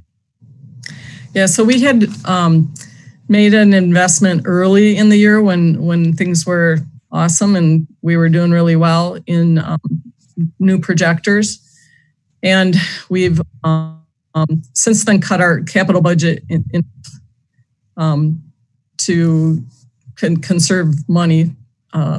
So we pushed off a few of the capital budget items to subsequent years. We're in the capital budget process right now, so we're looking at we've got the first 2 years done, and then we're 2020 and 2021, and then we're going to look at the rest next week. But our goal is to significantly cut that back to make sure that we're not, hurting ourselves, and that we have money to continue to invest in those items that we really need, but just putting a really strict lens on what we decide to go forward with, things that are critical and or revenue generating. Next, we plan to invest in some cameras so we can do our own recordings. Oh, okay. And can you just explain what the work share is? How does that work? So it's through the Department of Workforce Development, and you can, it's basically like a furlough, but you can furlough your staff members, anything more than 2 people, and I don't know that there's a limit, but for 10% on up to 60%. We chose 20%, which is 1 day per week, and they are then eligible to apply for unemployment and be reimbursed for that. And, and for now, up until end of July, there's a $600 per week bonus. Dave will correct me if I'm wrong, I'm assuming. Okay, thank you very much. Yeah, no problem. Sorry, thank you, Alder Carter. Any more questions? We have one more presentation, which is Overture Center for the Arts. Yeah, I think we have 2 people lined up to do that. Chris Vogel is the CFO, COO of Overture Center, and Betty Harris-Custer is chairman of the board. or board president. I'm not sure which is the correct title. So who's going to go first? So Chris, do you want me to? Yeah, Dave, if you can run the show. I'll put the presentation up. Yep. Sally gave us the introductions. Thank you for that. So I will, Betty, the chair of our board of the Overture Board of Directors, is joining me to co-present as well. And I will turn the floor over to her to let her start with our presentation. Great. Okay, can you hear me? Yes, I can hear you. Good. We can go to the next slide, Dave. Thank you. Yep, I'm just waiting for it to show up. Okay. There we go. Perfect. So we're starting with our mission to support and elevate our community's creative culture, economy, and quality of life through the arts. Next slide, please. One of the things, first off, I would like to start by just adding a comment as a lifelong resident of Madison for over 72 years now. I can't begin to tell you all how painful it is to listen to all of these presentations. We all, every group that is here, plus all the groups that aren't here, that do not participate in this room tax allotment, are all going through such a difficult time. It's unimaginable that we are all struggling as much as we are. And as somebody earlier said, and I forgot who, I was writing a lot of notes down, we are all related. We're in this together. And we all know that our best efforts is to bring Madison out the other side of this crisis. None of us have ever seen anything quite like it. I personally have a long history with arts organizations, other nonprofits as well, but a lot of with arts organizations, starting with the predecessor Civic Center, and over 12 years now with Overture Center. I've had many experiences meeting before the Board of Estimates and the City Council and working with 3 mayors. Before, over the last couple of years, our allocation for our contractual agreement with the city, and it is contractual, as one of the earlier questioners was wondering, became attached to this room tax commission.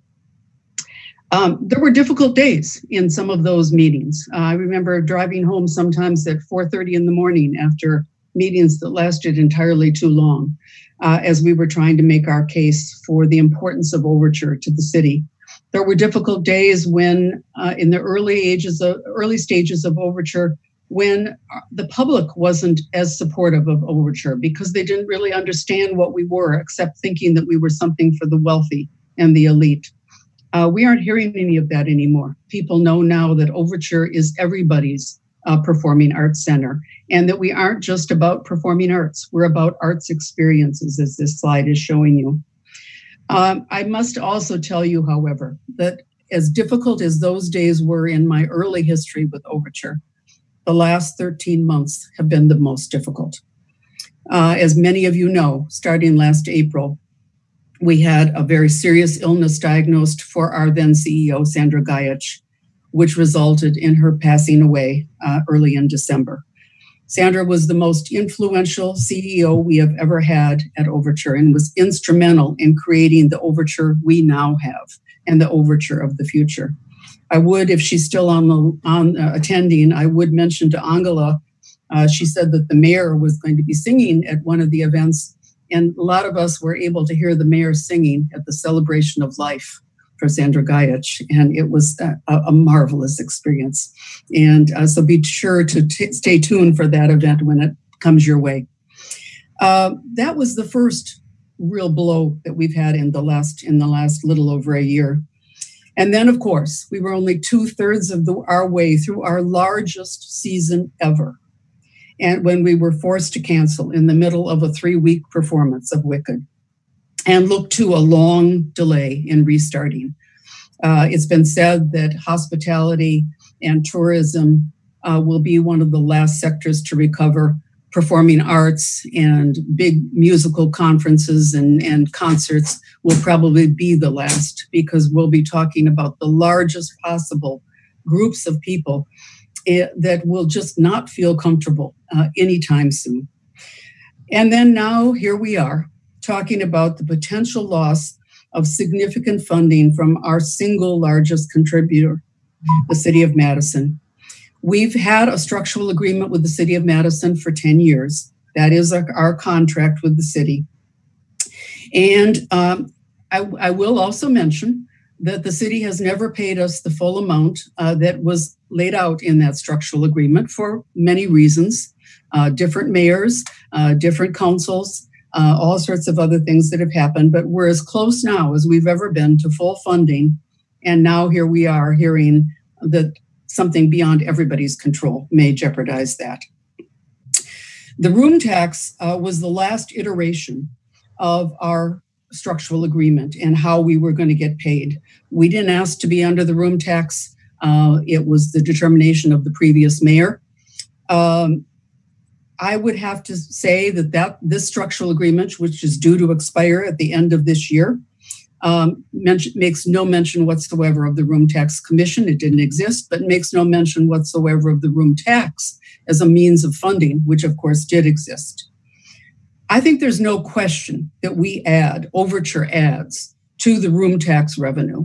We can't quantify it in the same wonderful way that my friend Deb Archer was able to quantify hers for Destination Madison, and that probably Monona Terrace can quantify its. But we do know that people do come and stay in rooms because they are coming to Overture, not just for a performance, but for a weekend excursion. We also know it's not the same, but we also don't see ourselves as competitors. Yes, there are times somebody might be talking to both Monona Terrace and us about a wedding or a nonprofit event or some other kind of gathering. But for the most part, we see ourselves as friends who are working together to make Madison all that Madison can be. The next slide, please. We have evolved over all these years that Overture has existed. I was looking at this and thinking that there really are three almost concentric circles that could be a Venn diagram that we sometimes used to see from a former governor. But our Venn diagrams would overlap. In these three circles, we have actual things that we can show where we have contributed directly to city revenue. We also have the areas in which we contribute, things like parking, things like the tax monies, the fees on those monies that go directly to the city. We have the indirect methods, whereby the valuations of all the properties downtown, which everyone has seen all those studies that showed that when Overture came into being, that downtown had a renaissance, that downtown had a resurgence. I personally think that started a long time before that with Monona Terrace, but Overture was clearly a driver in what we've seen happen over the last number of years. And now it's moved past State Street and the Square and moving down East Washington Avenue. And it's just a wonderful thing to see for those of us who love this city. So we have the indirect things that come from valuations, raising property taxes, and attracting new businesses. And we are told by countless business owners how they attract employees, key employees, wonderful employees that will drive their businesses to new heights, are moved by the fact that we have something like Overture Center in a city of Madison size. And then we have that last bubble that I think is one of the most important, but it's the hardest one to quantify because it's the quality of life bubble. And that's for all of our people, all of us who pay property taxes, all of us who live here, all of us who contribute to the revenue of all the businesses, restaurants, everything that goes on in Madison. That quality of life has been made better, and especially in the last number of years since we've made a concentrated effort to make sure that everyone recognizes that Overture is not for the elite. Overture is for everyone.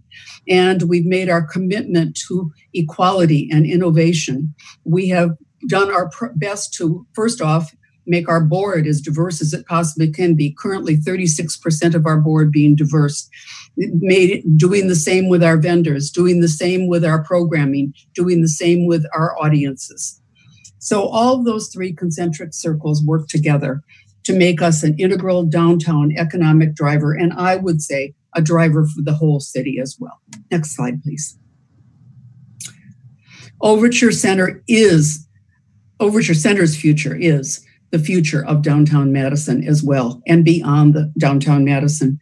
When Forbes recently said that we were among the top 10 cities to be the first to recover, I think they were thinking of things like Destination Madison and Monona Terrace and City Arts, and certainly the Overture Center, as well as our wonderful university, as well as all the other things that we have going for us. We are important for growing, and we have started with it at Overture to be making significant moves to make sure that we will be here for the future. Absent a CEO, as we are right now, I have to take a moment to commend our executive team. They stepped in the week that I had to tell them that Sandra had moved into hospice with a plan within a week. And while she was still alive, but no longer able to work for us, they stepped in with a plan that we are still operating under today. Let me go and see about reactivating. A plan that is absolutely certain to make sure that we will survive this, just as we survived 2008. The difficulty we have with this is we could still have our performances. The question is whether or not people were going to have the economic wherewithal to come back to us. Now the question is, when will their health and safety needs allow them to come back to us? And when will the people from whom we cannot control, the presenters, our Broadway Across America, the producers, when will those people be able to come back to us? We have an elaborate plan put in place that our executive committee of the board approved the other day. We are calling a special session of our full board next week to approve it. So we can't share much of it with you right now, but we will tell you that this will be the plan for the future.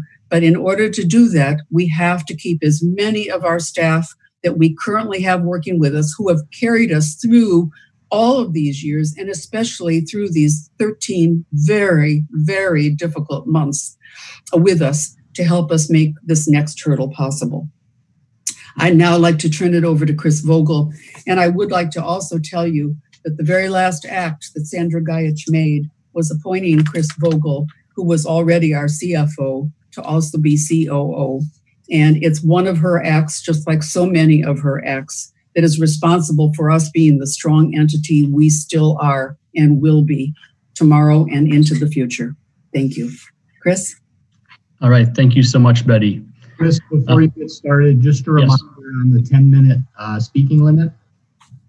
Okay, I'll cruise through this as fast as I can, Dave. Thank you. And you can start with go on to the next slide right away. So I'm going to give a brief financial update as to how this crisis has impacted us financially and the importance of the room tax funding to us. So our earned revenue has ground to a halt. Since we closed our doors on March 13th, we've had to cancel over 100 performances, including 4 weeks of Broadway, the remainder of all of our resident organization seasons, all of our community programs, our weddings, our conferences, and school field trips. This is projected to be a loss of about $8 million in revenue from mid-March just to the end of our fiscal year, which is in June. Not only has the loss of revenue hurt us, but we've had to pay out nearly $5.5 million in ticket refunds and deposits for canceled shows and events. So this has severely impacted our cash flow and cash reserves as well. The impact on our bottom line is severe. We've been able to reduce our expenses, but not nearly enough to match the loss of revenue we've suffered. We were projecting a successful fiscal year and looking at a surplus, but that has all changed, and now we project a deficit for the year. What's even more concerning for us is the unknown factor of when our earned revenue will resume and reach normal operating levels needed to support the organization. Next slide, Dave, please. So our unearned revenue has decreased as well. In a typical year, about 20 to 25% of our total revenue comes from contributions in the room tax grant. We're seeing some shifting behavior in our individual and corporate donors, given how their own finances may be impacted by this crisis, but also a shift in their priorities as they move their giving to industries more directly impacted by a health crisis such as this. So again, our earned revenue is nearly zero, with no certain timeline as to when it will resume. Our contributed revenue is declining, and now we face a possible decrease in our room tax funding. It all leads to a difficult road ahead. Next slide, Dave. So we know that our industry, as Betty mentioned, will be one of the last to reopen. I'm sure many of you have heard or read about the closure of Broadway, cancellations of concerts and other large gathering type events throughout the country. Many in the industry are looking at entirely writing off the rest of 2020, knowing that not only is touring difficult, but also not knowing when audiences will be ready to come back. So not only is it a bleak outlook for the industry right now, but then look at our buildings specifically. Our spaces, our performance halls, all are meant to be places where people gather. Social distancing is not a viable option, either physically or financially for us. Per the guidelines of the Forward Dane Plan, we likely won't be able to open until we reach phase 4, which requires widespread protections to be available, like likely a vaccine, which could be many months away. Overture also exists to support all of our resident organizations. They will be looking to us when they are ready to and able to perform again.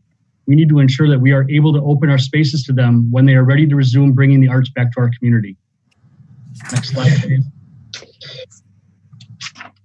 We've faced hardships before and come back from them. During the Great Recession, as Betty mentioned, Overture had to reduce staffing and expenses and restructure programming to preserve the facility and its mission. We've built relationships in the community, addressed disparities in access to the arts in our community, and engaged our patrons. We've done everything we can to position ourselves to make it through crises, but given how uniquely this virus is impacting our industry, our financial model will have to adapt to meet the challenges we face. And next slide. And finally, I just want to touch on how impactful the room tax funding has been for us and how reductions in that funding impact us now and in the future. You've heard me talk about the complete loss of our earned revenue, making any funding from the Room Tax Commission all the more important. We also have a world-class and historically significant building to maintain. Last year, we hired a professional firm to inspect and review our entire facility and all the systems within it. We knew that with the age of the building, many systems and equipment were reaching the end of their useful lives. We wanted to be able to budget for our capital expenditures properly.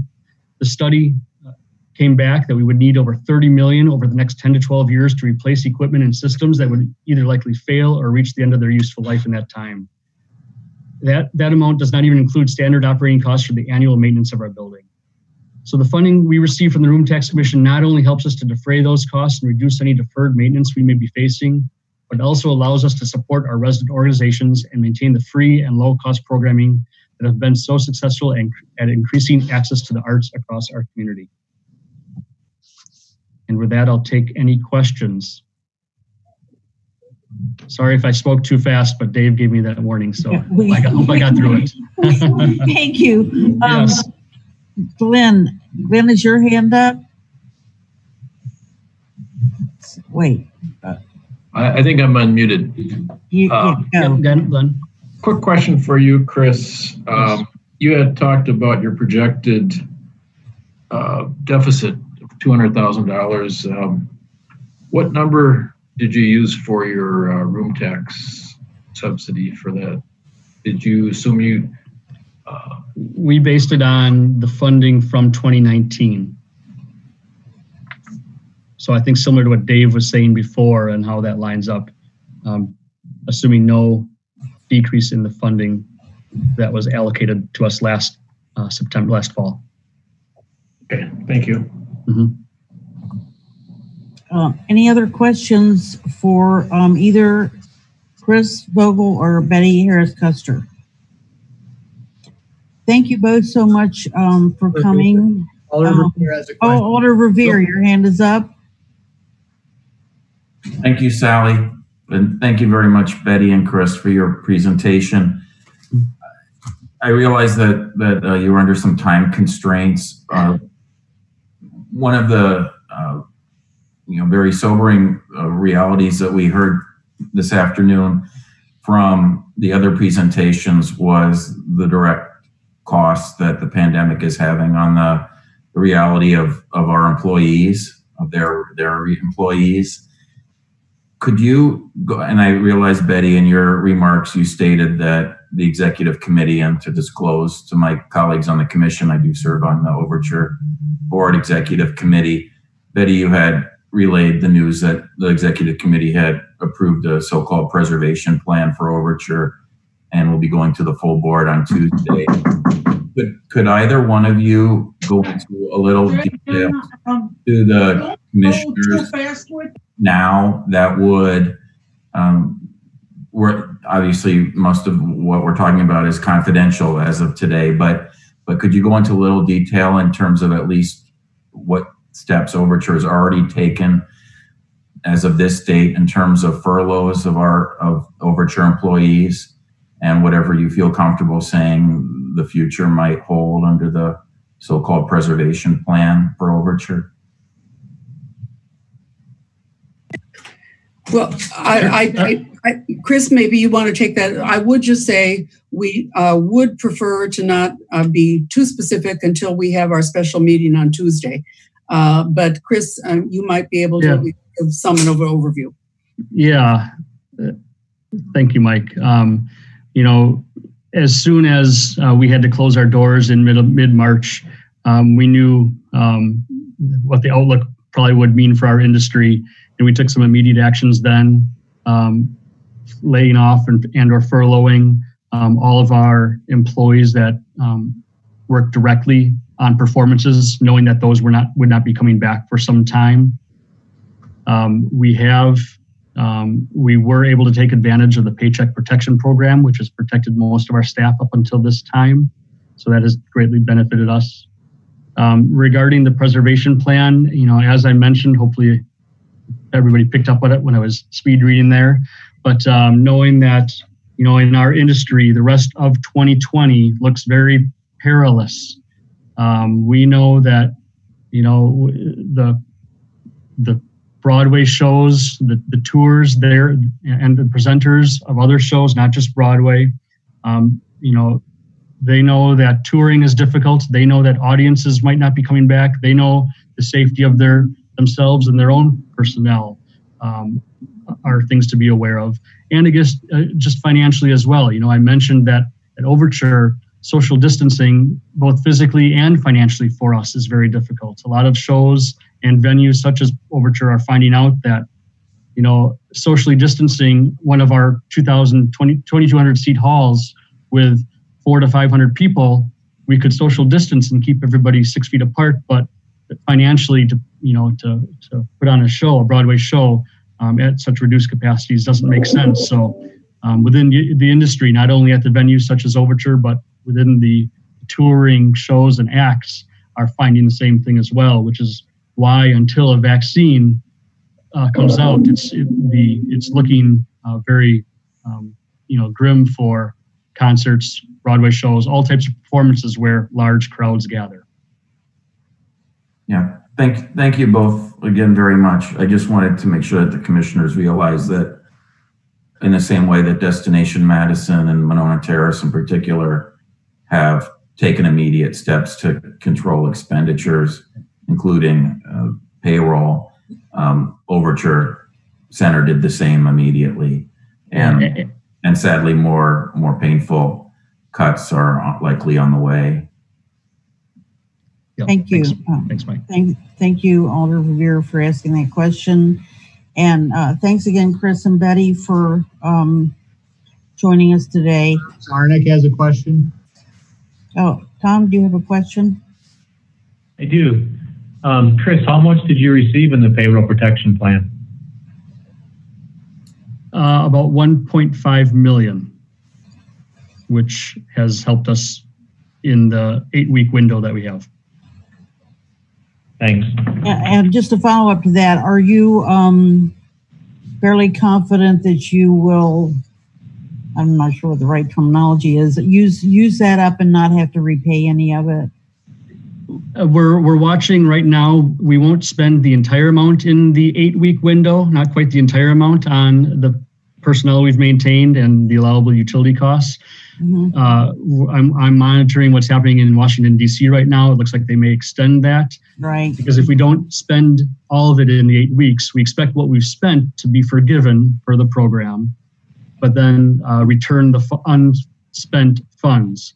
However, if the PPP Flexibility Act, or whatever it's being called right now, does extend the repayment window, or the use window, I'll call it, to 16 or 24 weeks or whatever, we'll have funds to keep our current levels going. However, that takes us to mid-July. We still know that unless, more help is on the way, more changes will have to happen once our PPP funding is fully spent. Thank you. Any other questions? Okay, at this point, I'd like to do a couple things. If we could, that's the end of our presentations. So I'd like to do an agenda review and just kind of check where we are on our agenda. We are not very far along. So I'm going to make a couple of suggestions. We have, I believe, 3 other registrants that had registered for item 6 that have been patiently waiting. With the body's permission, I'd like to move them up so that if they need to leave, they can. And then also, I'd like to reorder the agenda and have Steve Brist do the legal briefing before we go into the financial issues. So is that okay with everybody?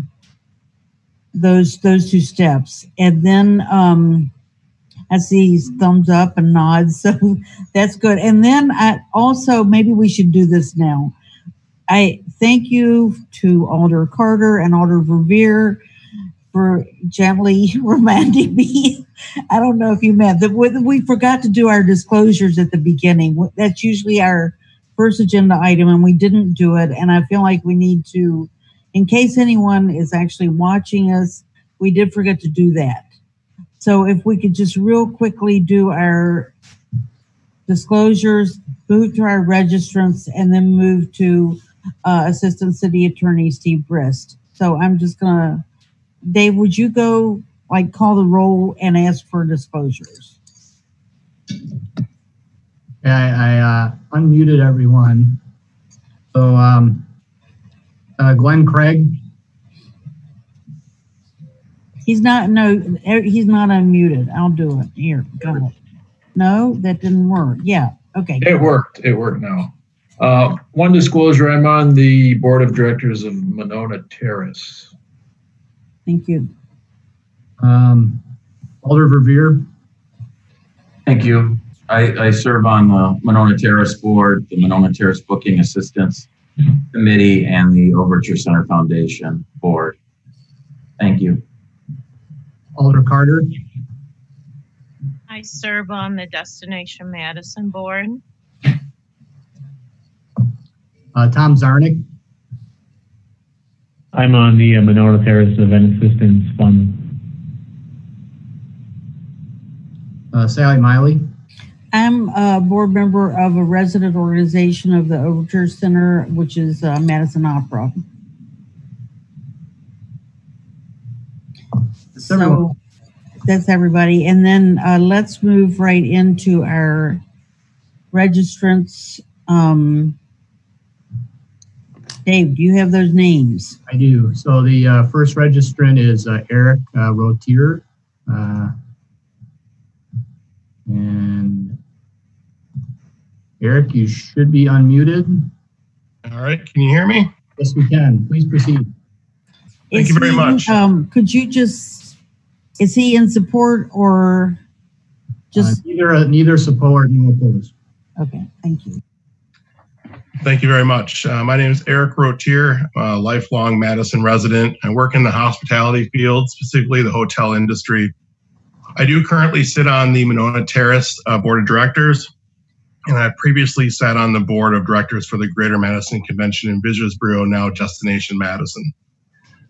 So thank you very much to the Commission for letting me speak quickly.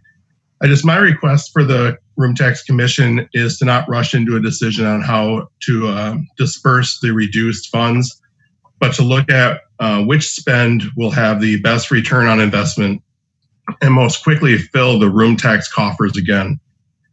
Giving Destination Madison the tools to successfully bring visitors to the city and fill Monona Terrace is, in my opinion, the best return on investment for the limited dollars available. Thank you.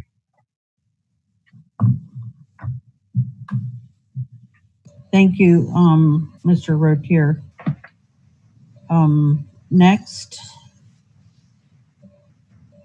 The next registrant is Skip Harless, neither support nor oppose. Good evening. Thank you. Can you hear me? Yes, we can. Please proceed. Okay. Thank you so much. I really appreciate the opportunity. I'm Skip Harless, General Manager of the Hilton Madison, Monona Terrace, and I am speaking to you today to ask for your consideration on the revisions to the distribution of the room tax funds. I understand these revenues are severely damaged beyond anyone's control as a result of COVID-19, but it's for that very reason I urge you to fund Destination Madison to the greatest extent possible. As we begin to slowly emerge as a community from the restrictions, I think it's even more critical than ever that you place Destination Madison at the front line of this recovery fight. And a fight it is going to be. Travel and tourism has been decimated around the world. Every destination, city, and facility is going to be competing hard for visitor dollars. In the short term, with continued restrictions on larger gatherings that tamp down use of convention facilities, theaters, sporting venues for events, festivals, concerts, and more, it'll be the individual and family leisure travelers, as Deb said, that we need to attract. And Destination Madison is uniquely qualified with years of demonstrated creativity to place Madison in the minds of a regional drive-in market as a safe and fun place to visit, to patronize our many businesses, to spend the night, and most importantly, to get more substantial room tax revenue generating again. In the medium range term, as Deb mentioned, we're focused on business-related travel. And then for the long term, as we look to fully utilize our large gathering facilities again, we need the ongoing sales efforts of Destination Madison to keep prospecting and securing groups and events for Madison. This is where I believe the fight will be the most challenging, with competition from all over the country. And it takes time, as Deb said, working with clients over years sometimes to secure and place business into the future years. And we don't even fully understand what the COVID-19 impact is going to be on this business sector, that of meetings and conventions and large events. So we must keep the Destination Madison sales team supported and engaged with clients so that they can adapt to the changes that unfold in this sector and get business secured for future years. If we ever want to get back to the strong business levels and room tax generation we've enjoyed over the years. Any gap in funding and a strong sales effort will show up in critical future years, as this is not the kind of business that can suddenly be cultivated in a short term. I know your work will not be easy.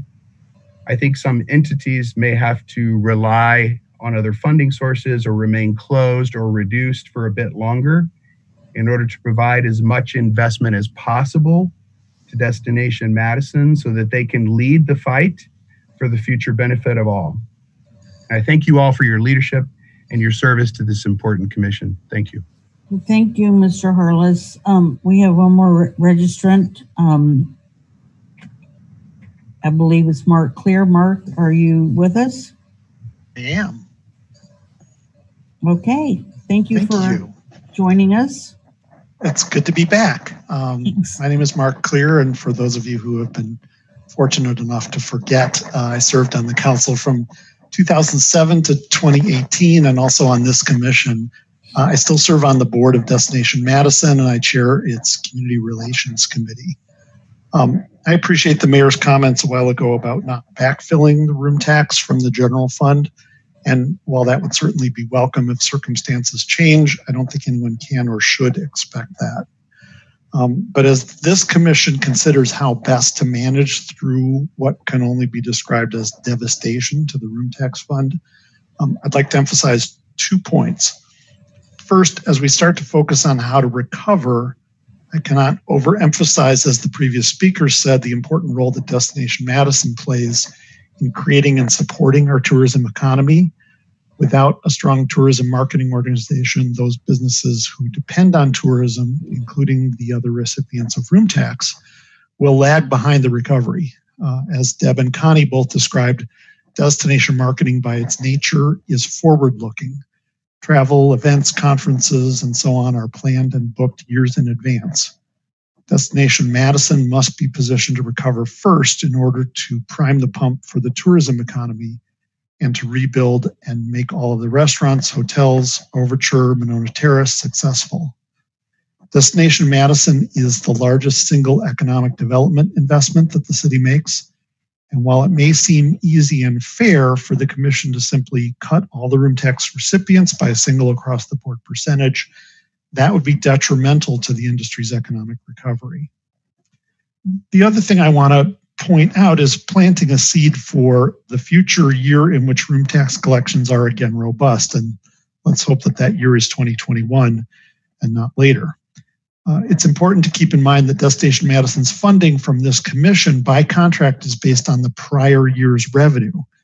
That means, in theory, its funding should not be affected by this year's room tax collections. But the reality, of course, is the city doesn't escrow that money from last year. And with such an unprecedented shortfall, we understand it won't be possible for the commission to completely fulfill its contractual funding to Destination Madison.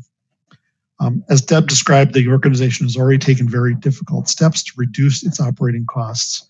So I hope the commission will remember those sacrifices and remember that Destination Madison and make Destination Madison whole in hopefully 2021.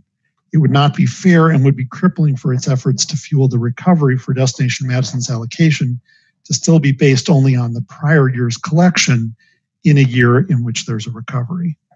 So for both of those reasons, I urge you not to make a decision today on budget changes, but rather to give the finance staff direction on how you would like to approach the issue and let them come back to you with specific options based on that direction.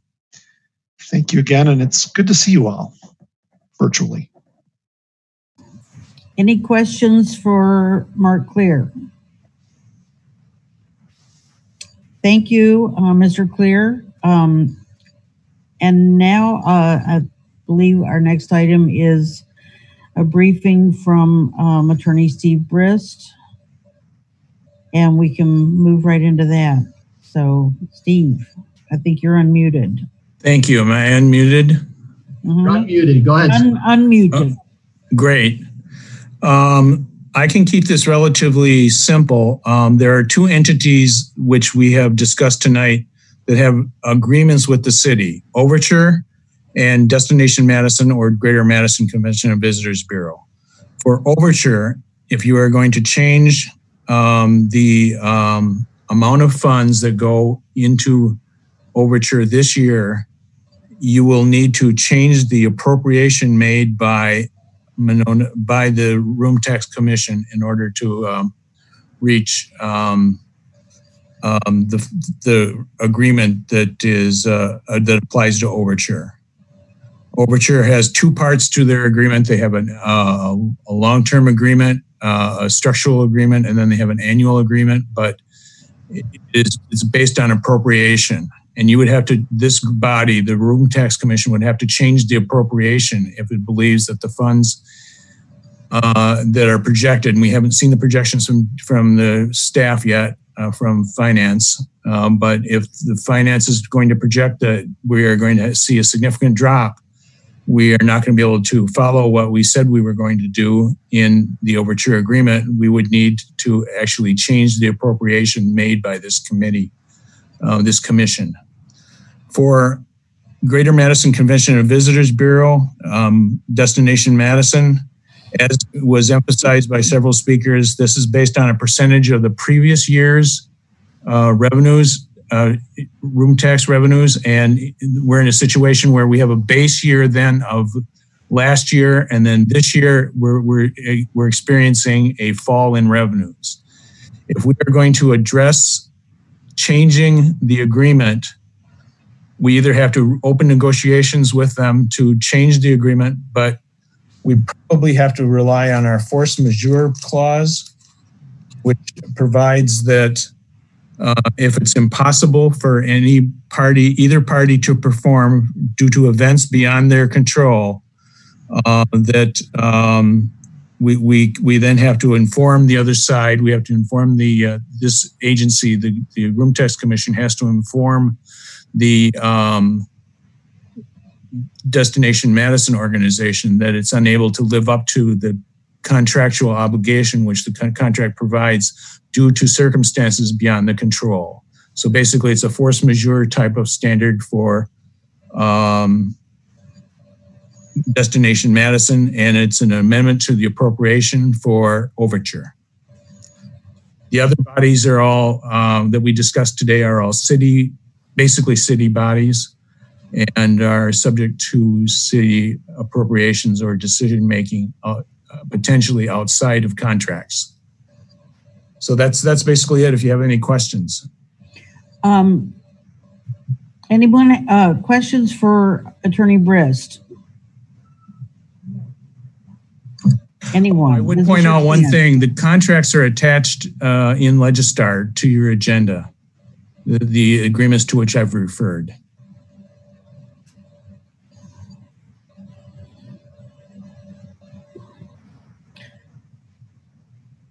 Okay, thank you for that update. All right, thank you.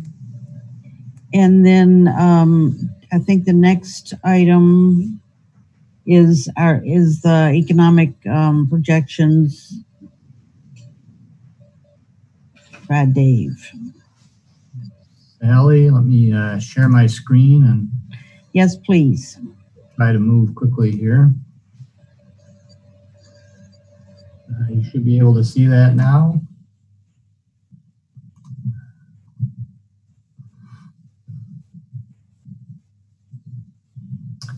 All right, so looking at 2019 budget to actual, 2019 was a relatively good year, and revenues were up about 130,000 over the budgeted amount for 2019, which was about a 5.8% increase over 2018. So that was the year finished quite well. Expenses were down about 240,000, with most of that coming from Monona Terrace. Primarily their capital budget was underspent.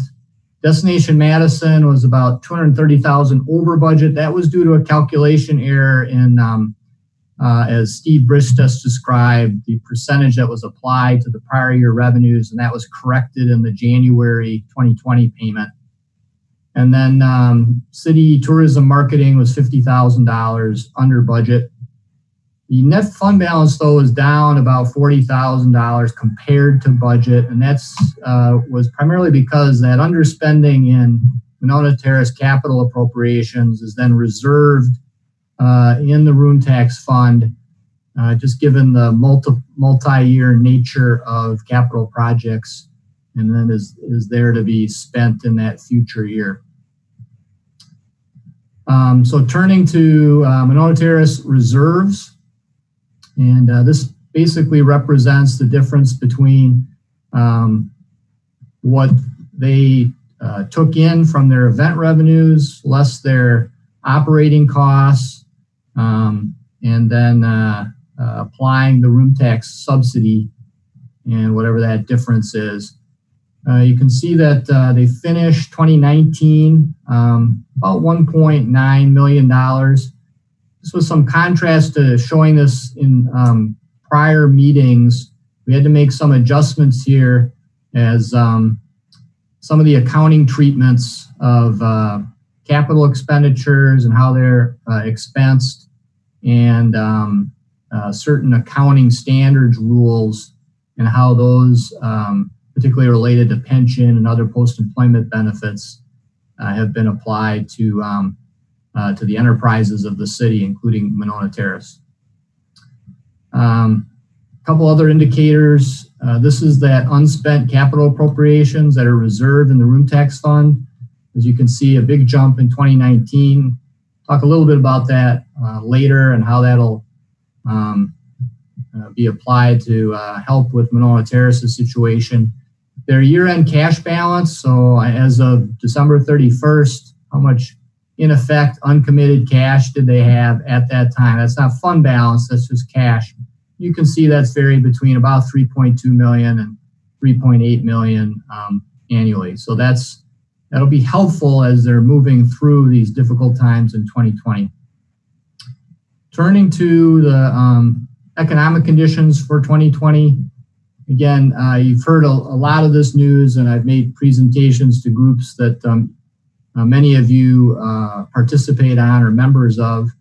In April, the official unemployment rate was a little under 15% in Wisconsin, but it was probably closer to 23% because some workers were incorrectly classified as being absent rather than laid off, and combined with a historic drop in labor force participation.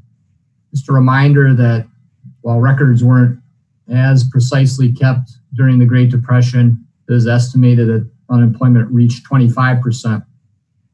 Over 30 million people have lost their jobs, about 19% of the workforce, since the various public health shutdown orders have gone into effect. So Wisconsin's unemployment rate, as I said, is probably over 20%. These are some projections made by a think tank on UW-Madison campus.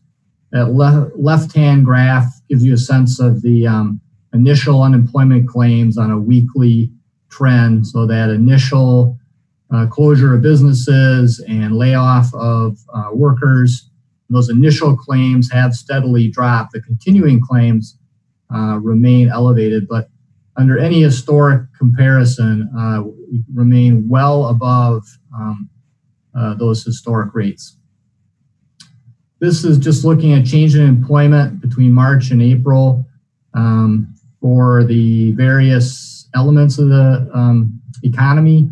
Again, no surprise that those areas that are heavily hit are leisure and hospitality, construction to some extent, and other services, but it's very broad-based.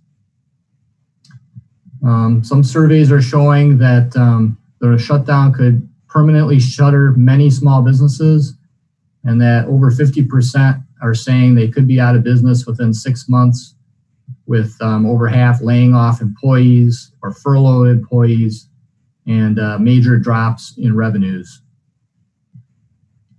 This is just a look at TSA airport checkpoints, just to give you a sense of what's happened with travel, which has that direct effect on leisure and hospitality.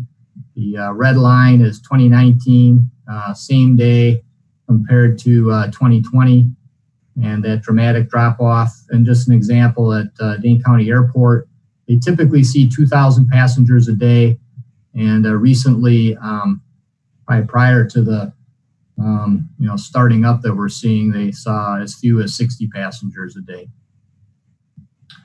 Again, these are sort of foot traffic in hotels and grocery stores. The sort of same days in 2019 versus 2020, the dramatic drop off in hotel visits, which of course is what you're seeing as room tax commission has impact on the room tax. Grocery store visits, you have sort of the elevated activity with people stocking up, and then some drop off later. This is the forecast that we're really basing what's happening with the room tax on. This is from HVS Consultants. They're a national consulting firm focused on the hotel industry and hospitality industry.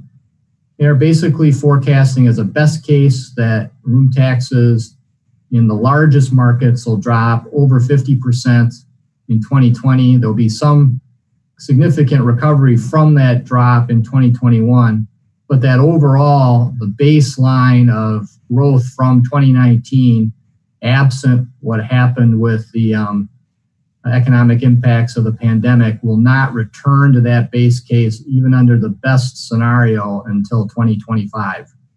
So while we'll see a dramatic drop and a somewhat sharp increase, we're still significantly under where we would otherwise be with room taxes. And the worst case shows about a 60% drop in revenues this year. So now turning to the general fund and room tax funds, just wanted to give you a quick snapshot, and the mayor touched on this, about what's happening in the general fund in 2020. Our budgeted revenue is about $340 million, and I think a positive element for the city, and the fact that we're not reliant on things or don't have revenue sources such as sales or income tax, is that the property tax is stable. We don't assume that that's going to fall at all in 2020. We're also not projecting that the state will make any cuts yet this year. I think the bleed out from the state budget will occur perhaps next year, 2021, and probably certainly in 2022, barring the extent of any budget stabilization funding from the federal government. That leaves about 50 million of our revenue sources that are immediately susceptible to the economic downturn. Obviously, the room tax down, which we're projecting down 20 or 50%. The total loss of about 10 million this year will include ambulance conveyance fees, which we're already seeing falling off just because of less activity, licenses and permits, traffic violations, parking violations, and then with the overall drop in interest rates to try to stimulate economic growth, our interest income revenue is projected to drop over 50%. So the general fund side is dealing with about a $10 million loss. And then our sort of non-general fund side, so that would include our enterprises such as the transit utility, water utility, Monona Terrace, the Gulf enterprise, and so on, projecting about a $20 million loss based on first quarter projections. So the mayor's moved to take some administrative actions, including a hiring freeze with some exceptions. We expect to save about $1.5 million. We're reviewing every position, and they have to fulfill essential services or be directly related to recovering from the pandemic. Also cutting back on seasonal and hourly staffing, with some seasonal staffing being backfilled with redeployed staff, including Monona Terrace staff, and then halting all non-essential supplies, purchase services, contract spending.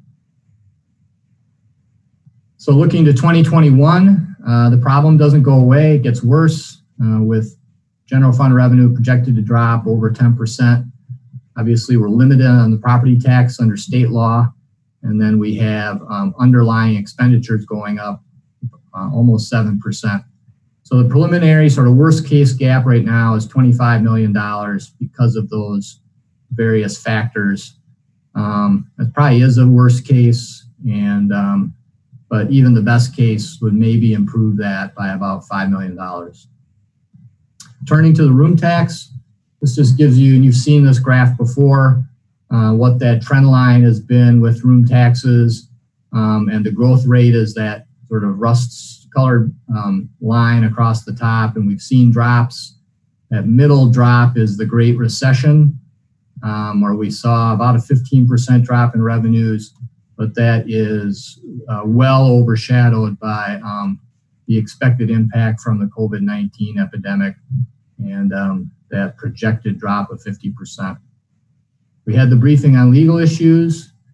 Before I turn to options, Sally, do you want to have questions at the moment, or should we just keep plowing ahead? That's good. Does anyone have questions on the information that Dave just presented? Everybody sort of got the picture on all of that stuff. Okay, so yeah, in that case, let's move on to the next.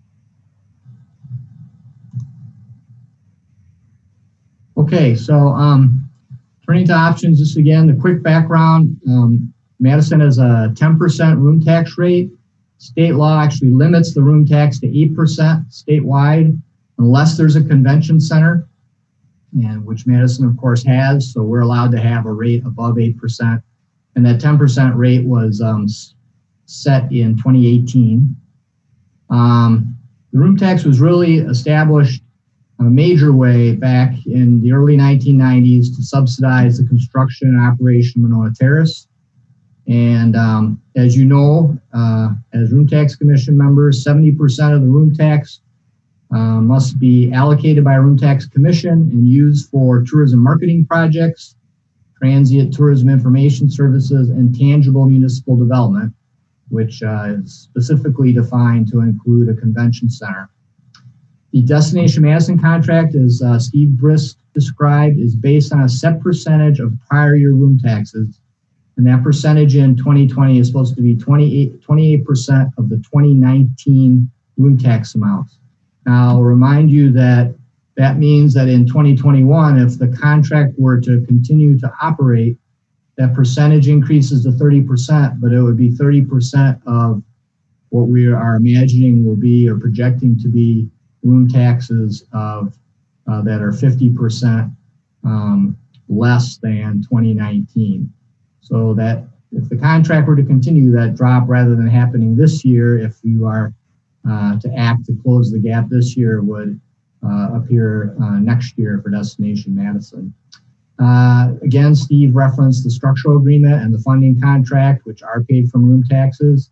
And the general fund receives that 30% of room taxes. And really that, again, as you know, helps fund those essential services, police, fire, snow removal, trash collection, other activities that do contribute to making Madison a special destination and a place people want to visit. On the room tax side, just again, that reminder, in the adopted budget, about $19.8 million of revenue, with that split 70% allocated by the commission and the other 30% transferred into the general fund.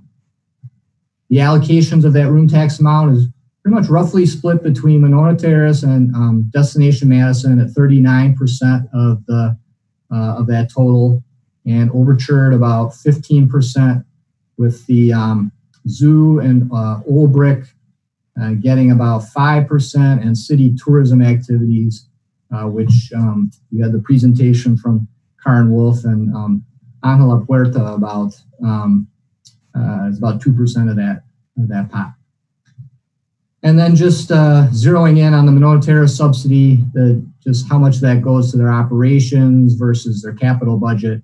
And then the remaining, this is the last year of debt service on the bonds initially issued to construct Monona Terrace. And there is also a small amount of debt service in there related to the renovation project back in 2013, 2014.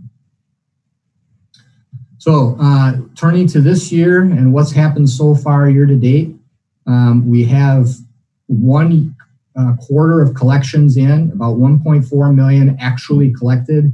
That's down 57% from quarter one of 2019. Now, some of that is being affected by the fact that the city did adopt the ability to defer payments from quarter one to quarter two without penalty. And it appears that perhaps 20 to 25% of hotels took advantage of that and did not make a payment in quarter one. So that's affecting what we're actually seeing in those collections, and we'll have to wait and see what quarter two looks like. Year so far, there's been $2.8 million spent. The Overture payment was made in January, so half of their allocation, or a little over $1 million. Destination Madison receives monthly payments. So through May, they've gotten a little under 1.8 million.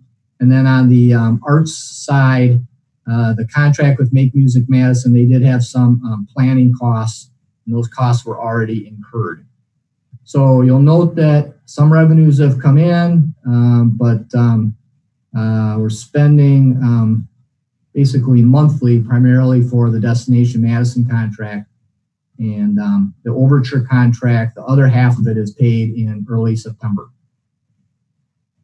So as I said, the assumptions we're using right now, based on these economic forecasts, is that room taxes for 2020 will be down 50% from the 2019 collections.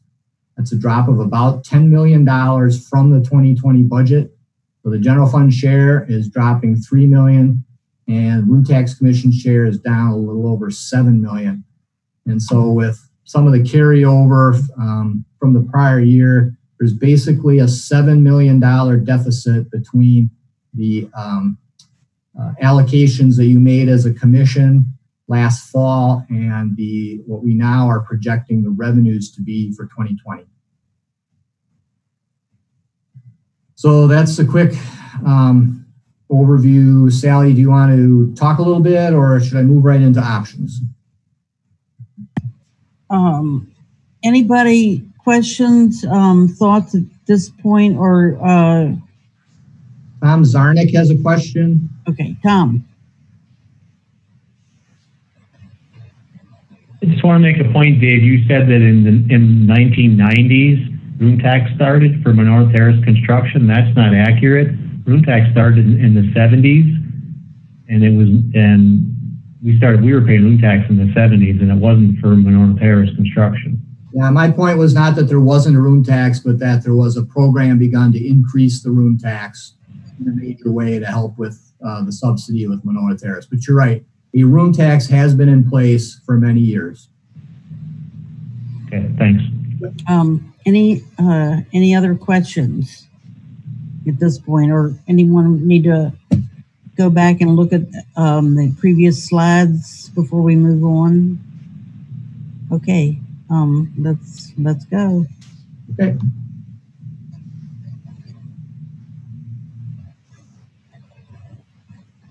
All right, so I think the primary option in front of you is a 50% reduction to all the allocations, basically equally. And in effect, the overture payment that has already been made would be the only payment they would receive for the remainder of the year, which then is a reduction of, again, at a little over $1 million. Monroe Terrace would see a $2.7 million reduction in its subsidy, and the Olbrich and Zoo contribution cut in half. Destination Madison would see its amounts reduced by $2.7 million, and then the city tourism amounts would be cut by a little under $120,000, with a little less cut to the music and arts programs, much greater cut to the civic conferences and promotion monies, and 50% cut in sister cities, with no funding for WIA or Shake the Lake. Those are both, I believe, $15,000 amounts. So that is, I think, in effect, the equal reduction approach. On this next slide, just to give a sense of very, very generally what happens under some broad scenarios. If, for example, the reduction to Destination Madison was 25% instead of 50%, the overture number would remain at that 50. Monroe Terrace's cut would have to increase to 75%, or about another 1.4 million. Olbrich and the Zoo, about 160,000. Destination Madison would receive back, I guess, 1.4 million. It would, get a cut instead of roughly 1.3 million. And then the city tourism would be cut by 75%, or another 60,000. So that's sort of one way to look at it. Another way would be a 25% reduction to both Overture and Destination Madison. So Overture would get about half of its September payment. Monroe Terrace would probably have to take over an 80% cut. Same with that Olbrich and Zoo allocation, and Destination Madison, again, that 1.4 million added back. And then city tourism would have another $15,000 cut.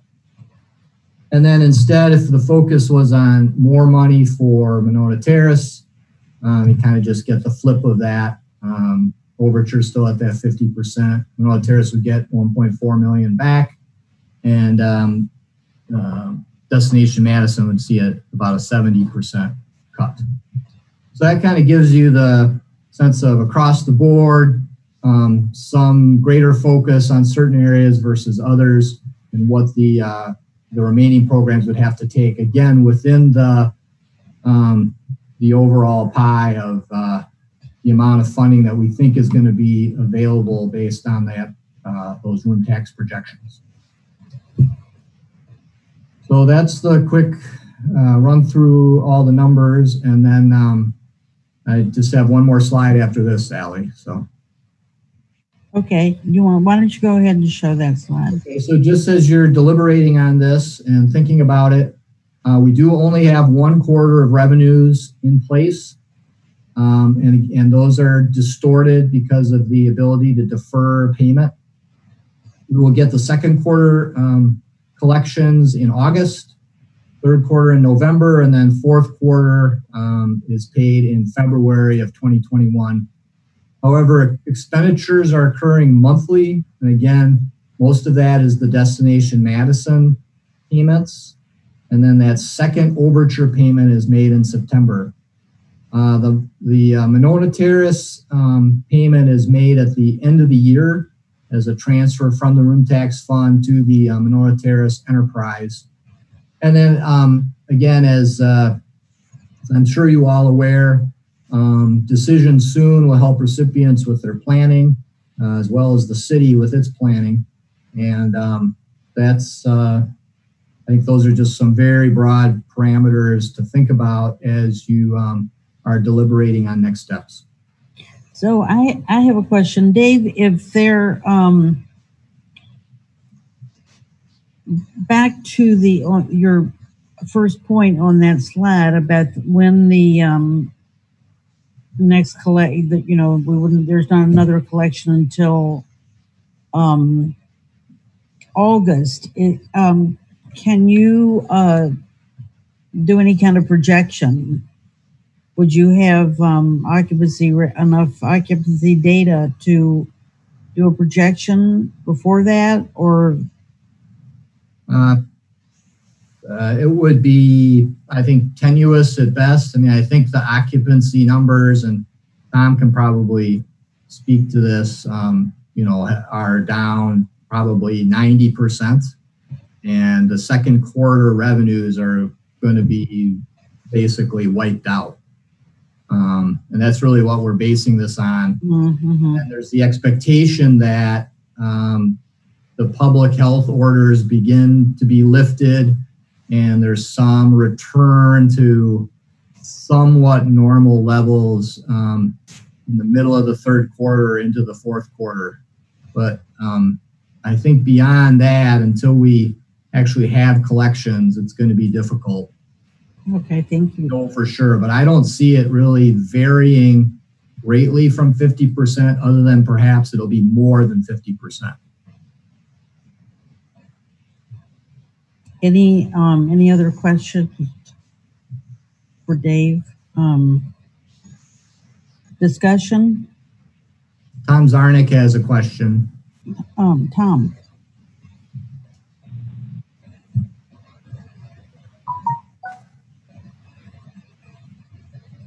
Tom, did you have a question? Sorry, I thought I clicked on mute. Isn't the city break? I do, for Dave. Okay. Isn't the city breaking state law by not following the room tax collected? Because it was 2019, you collected all that money for room tax, and now it's supposed to be paid out in year 2020, but now you're saying you don't have the money. Isn't that breaking state law in regards to the 70-30 split? No, I mean, the general fund will see the same percentage reduction. So but the money was saved back, and it's within, within that fiscal year, and it's still that split will remain the same between the 70% of a much lower number will be for room tax commission and 30% for the general fund.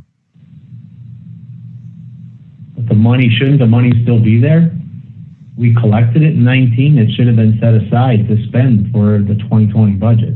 No, it was the money that was collected in 2019 was spent in 2019. That's how it is every year. We do lag into the next year to collect the 4th quarter, but it's accrued back to that prior year. Okay. Any other question about that? Does that answer your question, Tom? Or okay.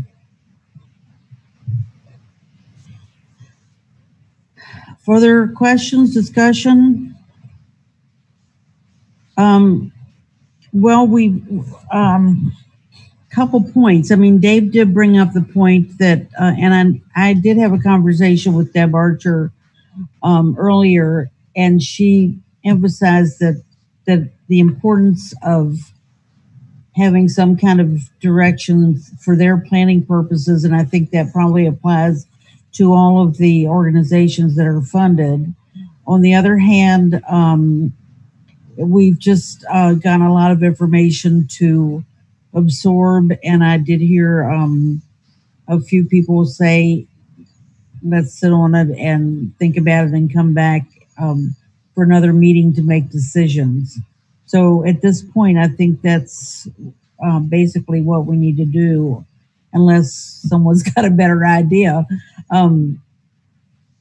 Keeping in mind the need for a decision, but are we ready to do it tonight? And would we prefer to meet, say, in a couple of weeks or something?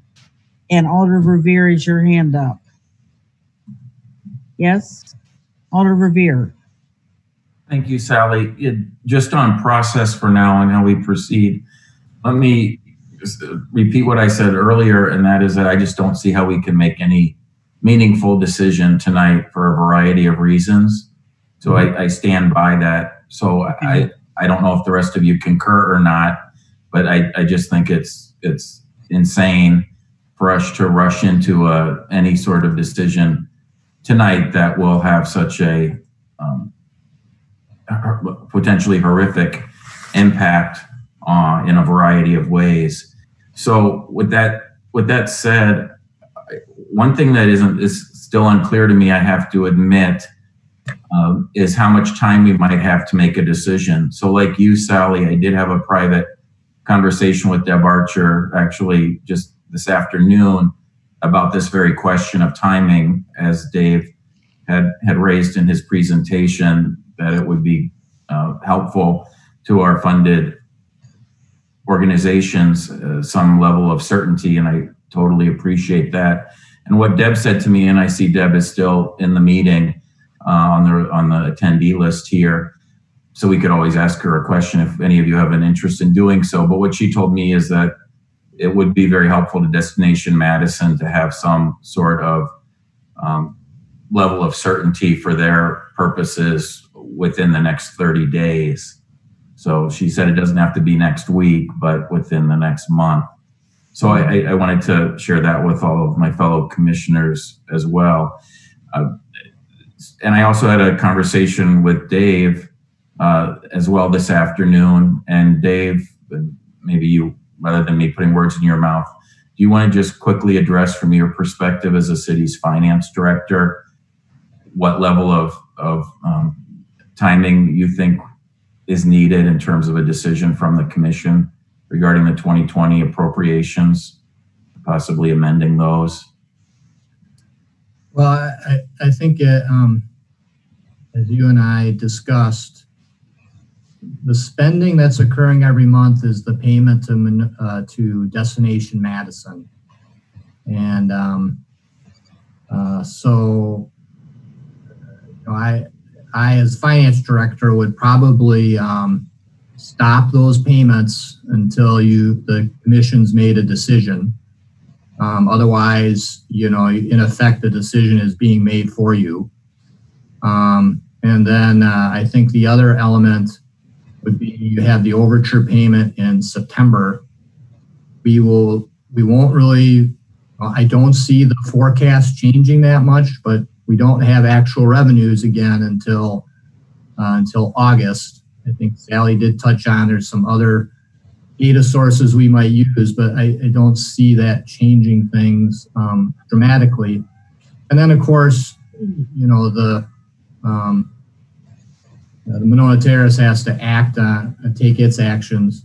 Now the finance will be doing another projection citywide of the entire budget, including Monona Terrace, second quarter projections, and those should be ready in probably late July, early August, and it'll give us another sense of where we're at. But I really don't see things changing other than the external factors of if the federal government somehow provides more money or makes other decisions. But again, we don't know where that'll end up. So does that kind of answer your question, Alder Verveer? Yes, thank you, Dave. Let me just ask a quick follow-up. Did I hear you say that as the city's chief financial officer, you would administratively decide that you would need to stop the monthly disbursements to Destination Madison if the commission fails to act sometime soon, or did I just hear you?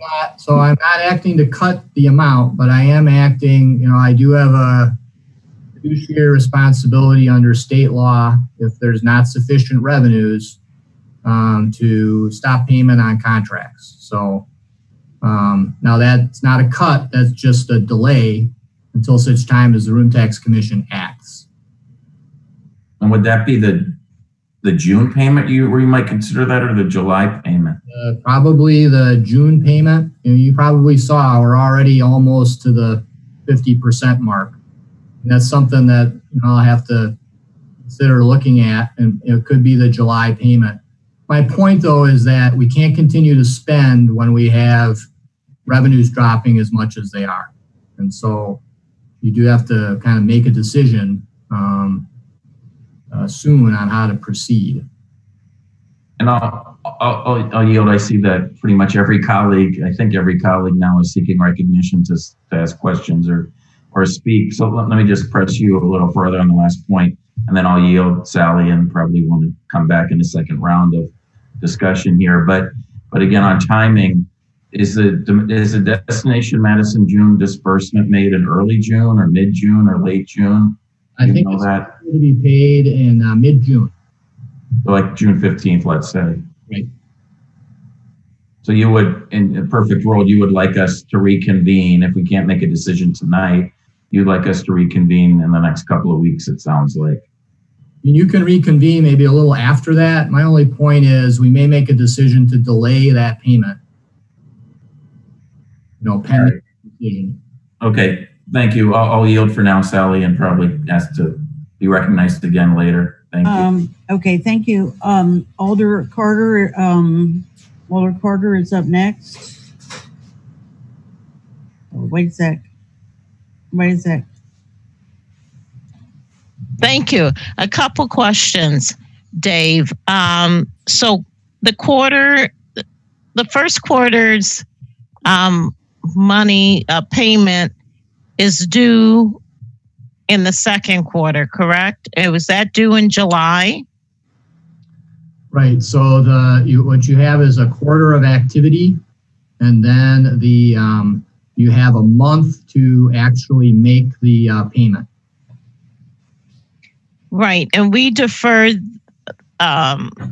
first quarter one to quarter two, so that would be a double payment. That's right. So the expectation is that otherwise the penalties and interest will return on that non-payment of the first quarter and also the second quarter if it's not paid. I just want to remind you that that economic activity that supports the room taxes that were collected in the first quarter actually occurred. So those are amounts due to the city and should have been collected by the hotels during that period. And what we'll see in the second quarter is the actual reflection of much, much lower activity. So this was almost like a loan, a short-term loan to the hotels that took advantage of it. Okay, so if we set a meeting in a week or 2 weeks, that would trigger you not making a payment. Am I right on that? Well, my point in saying that is that if you're going to delay a decision, let's say, well into the summer. Okay. If we continue to make payments, then you're further and your decision is kind of being made by making the payments. Okay. Delay in the payment until you make a decision. Okay, thank you.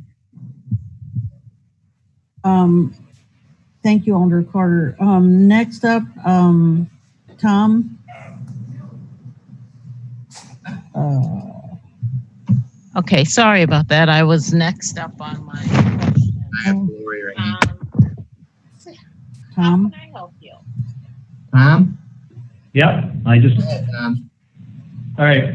I just have really one critical point. So I have a hotel that's 164 rooms. Currently, I have over 100 employees either furloughed or laid off. And I'm just one hotel. There's hotels in the city that are closed. And if I were to guess, the hotels just themselves, we have over probably 5,000 employees that are currently laid off or furloughed. A lot of them probably not collecting unemployment. During this critical time, I think the city must possibly look at changing the way we do business with Monona Terrace. I know back in the 90s, Monona Terrace was on a referendum and it was voted upon as being a community first and a convention center second. I think at this point, we need to look at maybe eliminating the community portion of it because that is the biggest drain on the room tax fund. We give Monona Terrace over $4 million a year to room tax for a deficit. There's got to be a way that we can manage and reduce what we're giving Monona Terrace. And during this critical time, I think the city should look at Monona Terrace doing business differently. Maybe it's making employees that they're not city employees or they're not full-time employees. Other convention centers around the United States all operate without funding. Alliant Energy Center, our neighbor, operates without any funding. They get a little bit of room tax dollars, but that's it. So there's got to be a way we can get some balance. I'm fine giving Monona Terrace some money, but $4 million a year at a room tax fund is huge because most of it's going to community events. That really doesn't produce room nights. The second thing is we talk about how much the Convention Bureau is getting, but we have to realize whether we cut them $2.5 million or $1.5 million, $200,000 of that money really is for event assistance, so it's given back to Monona Terrace. So whatever we cut from the Convention Bureau, we have to realize $200,000 of that's going directly back to Monona Terrace for event assistance fund. And sometimes we don't talk about that, but that's a large dollar amount. Thank you. Thank you. Next up is Glenn. Yes, thank you. I was just going to confirm that we need some time to deliberate. I'd also like to study some historical funding as well. And if I could, Dave, maybe get a 10-year funding of city and room tax funding of Destination Madison, as well as the other three, so I can put in current funding levels in perspective, because these are big hits for all the enterprises, and certainly we don't want to make a hasty decision. Okay. I think you've got Steve Rist. Steve? Yes, thank you. This is apart from what you said you might do as a fiduciary for the city, Dave Schmidtke. But if we are looking at what I called the force majeure portion of the contract with Destination Madison, and preferably we would be negotiating with Destination Madison and working with Destination Madison to work out a solution in this issue. But if we were to unilaterally decide to terminate the contract, we have to give 30 days written notice. So you're looking at a month after you give that notice if you don't have an agreement with Destination Madison or you don't negotiate with Destination Madison, which obviously would be the preferable course.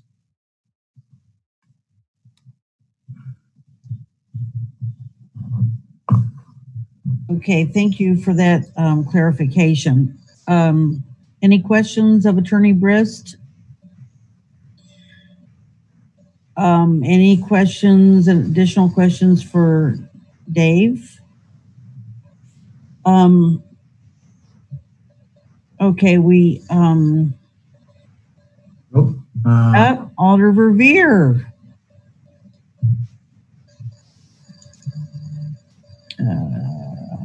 Thank you, Sally.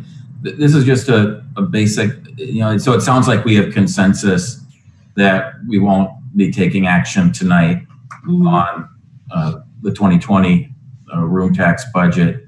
So with that, I think understanding moving forward here, I could start the discussion and debate. I won't, given that it's now after 7 o'clock on a Friday night. But the one thing that would be helpful as we think about this, Dave, is could you give us a little more direction as to what you and apparently the mayor really are asking of us as room tax commissioners? So, you talk about a $3 million deficit projected. The mayor has, at least as of tonight, said she does not support backfilling $1 from the undesignated general fund balance, even though it's quite robust. And we'll try not to editorialize, though, as I ask you this question. So what exactly are you seeking from us when we reconvene? Are you, as we, we'll be at the middle of the year in June, whenever we meet again, are you asking us to reduce appropriations by X amount? I mean, obviously the initial approach from you and the mayor was perhaps just cutting everybody 50%, like cut the baby in so many ways by 50%, as if it's a Solomon's choice, which it really is in a way here, what we're being asked to do, such a difficult decision. So what exactly are our marching orders in terms of what you're trying to have us solve and when we reconvene in the next few weeks? Well, the commission really has a responsibility under state law to only spend what is coming in. So you need to bring those allocations in line with projected revenues. That's what you need to do as a commission.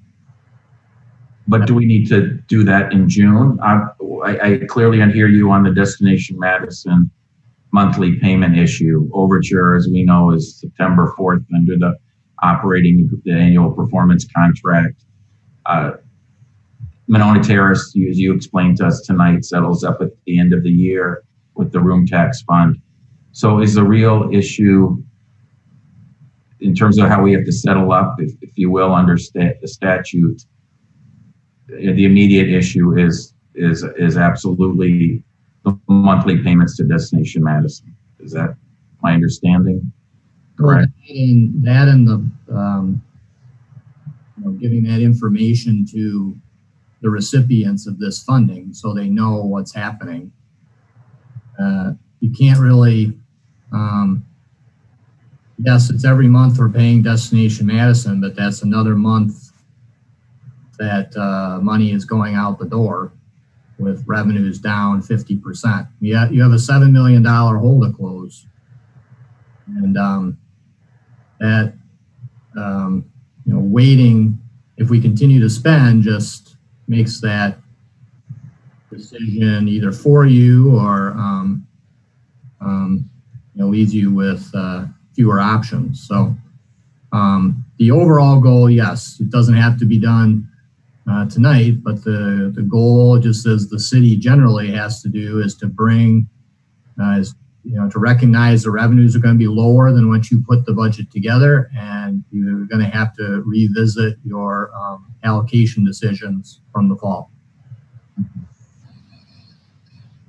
Okay. So, and we could also do it. I totally get that we need to provide some predictability to Destination Madison and Overture Center as soon as possible in terms of the city appropriation, but it's not as if it's your interpretation of the statute that we need to solve in the next couple of weeks. What your projection is that it'll be a 50% cut in revenue this year to the room tax fund? Well, I don't think that projection is going to change all that dramatically. I mean, I think it's pretty clear what's happening with the economy. Tom Zarnick just described what's happening to the property that he operates as well as others. There are no room taxes coming in. And so the planned expenditures have to be revised. That's your responsibility as a commission. Does that have to be done by, within the next 2 days or 3 days? No, you do have some time to contemplate it, but it does have to be done, I think within the next few weeks. And that simply is you're revising your plan for the year at mid-year. Because it's not going to be the difference between a 50% reduction and a 20% reduction. It might be the difference between 50 and 60. So the numbers aren't going to change all that much month to month. What is changing is the expenditure profile is going up each month. I understand. And if anything, you're probably being generous in reality as to when you say you believe collections will only be cut in half. Because the hospitality sector, could be decimated the rest of the year, and 50% again might be too more optimistic. So I totally get that part as well. Let me just say here, lastly, Sally, that I, as one member of the Common Council, and obviously the president of the council is a commissioner here as well, that I personally do not agree with the mayor's position today that we not consider backfilling whatsoever the room tax fund with general fund monies. We have a $53 million undesignated fund balance. I cannot imagine that 3/4 of the council, and that's what it would take as a budget amendment, would not support figuring out a way to help Monona Terrace, help Destination Madison, or help Overture Center. I'm not saying what that formula would be, but just as Dave and Alder Carter know, and former Alder Miley know, at the end of the year appropriation, the council and the mayor always, every year, even in the most perfect economy imaginable, has to reconfigure our budget. And I just can't imagine that 3/4 of the city council, which is what it takes for that, would not do so, particularly for a city agency, our own city agency, Monona Terrace. So I just don't believe that our only option is to cut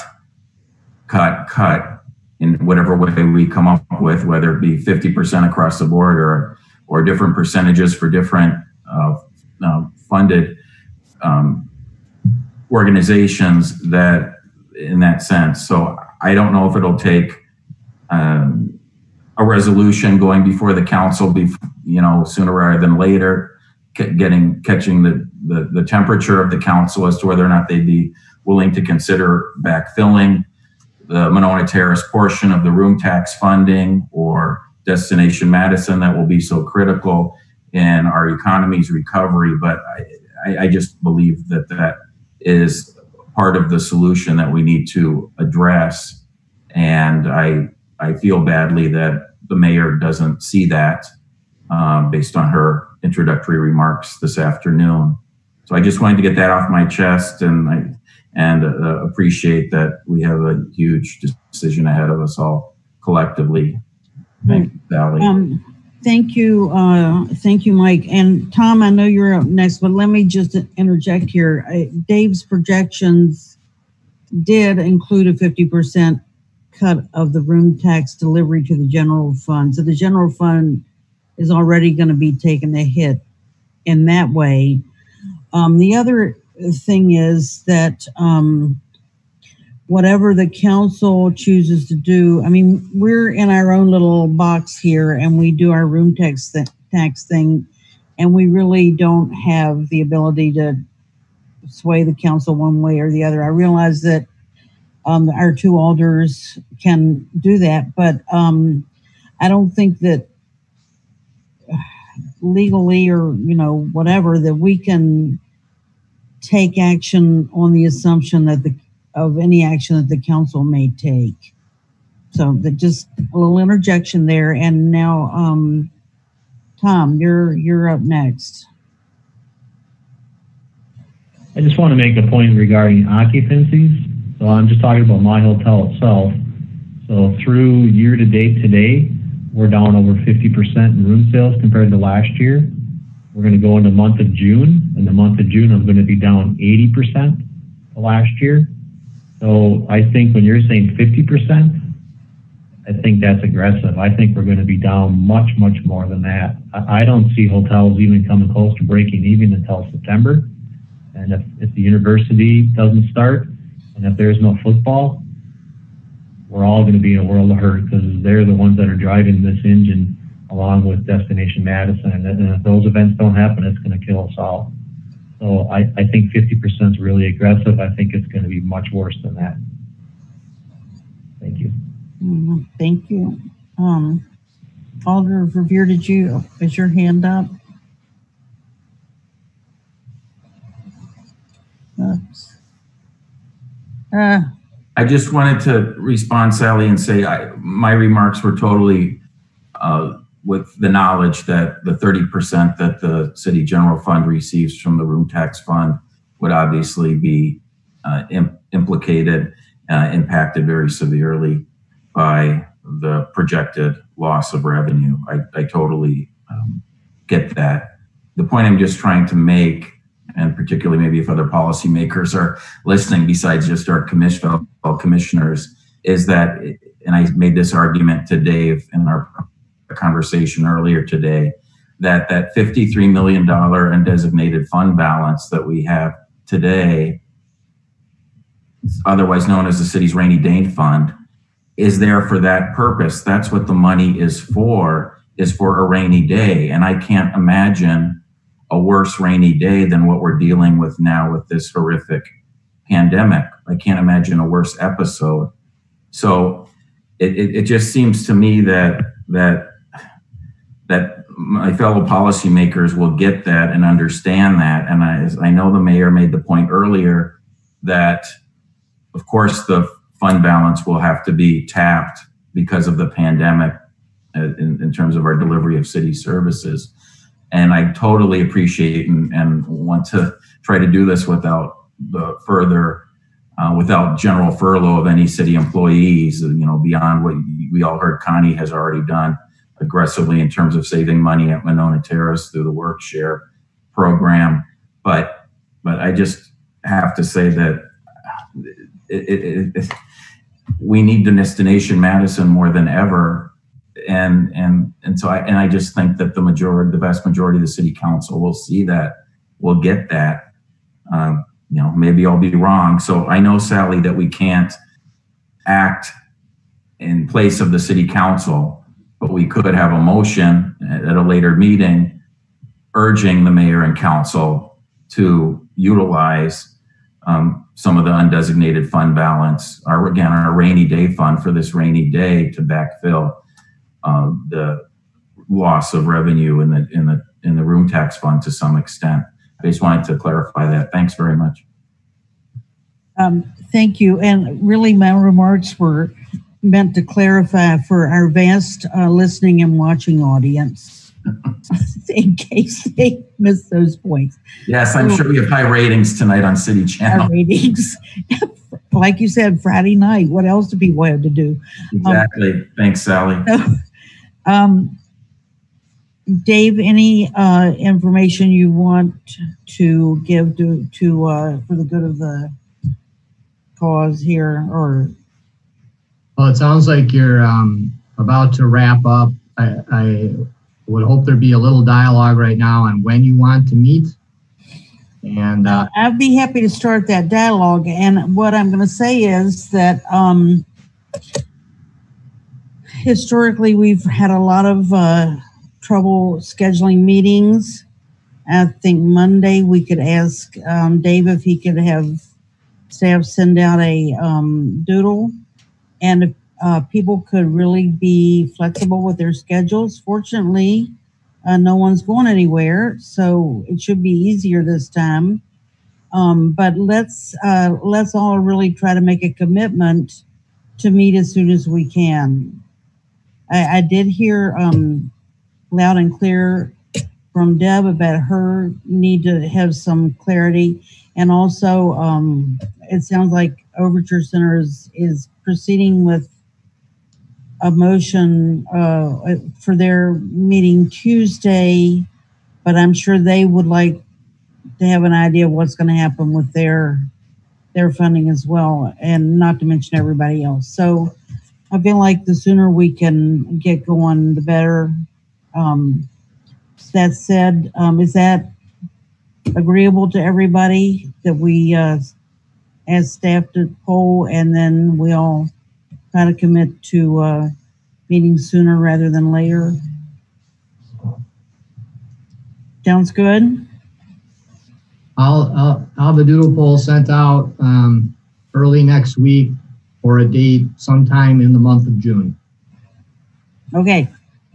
Sounds good. Thank you so much, everybody, for sticking with this. It was a long meeting, but thank you so much, and staff as well for being with us. And also, Jesse, thank you. Need a motion to adjourn. Can I have a motion? Just unmute everybody. Alder Carter, is that a motion? Move adjournment. Is there a second? Second. All in favor? Aye. Aye. Opposed? I think that was unanimous. Thank you, everybody. Thank you. Have a good evening. Thank you. You too.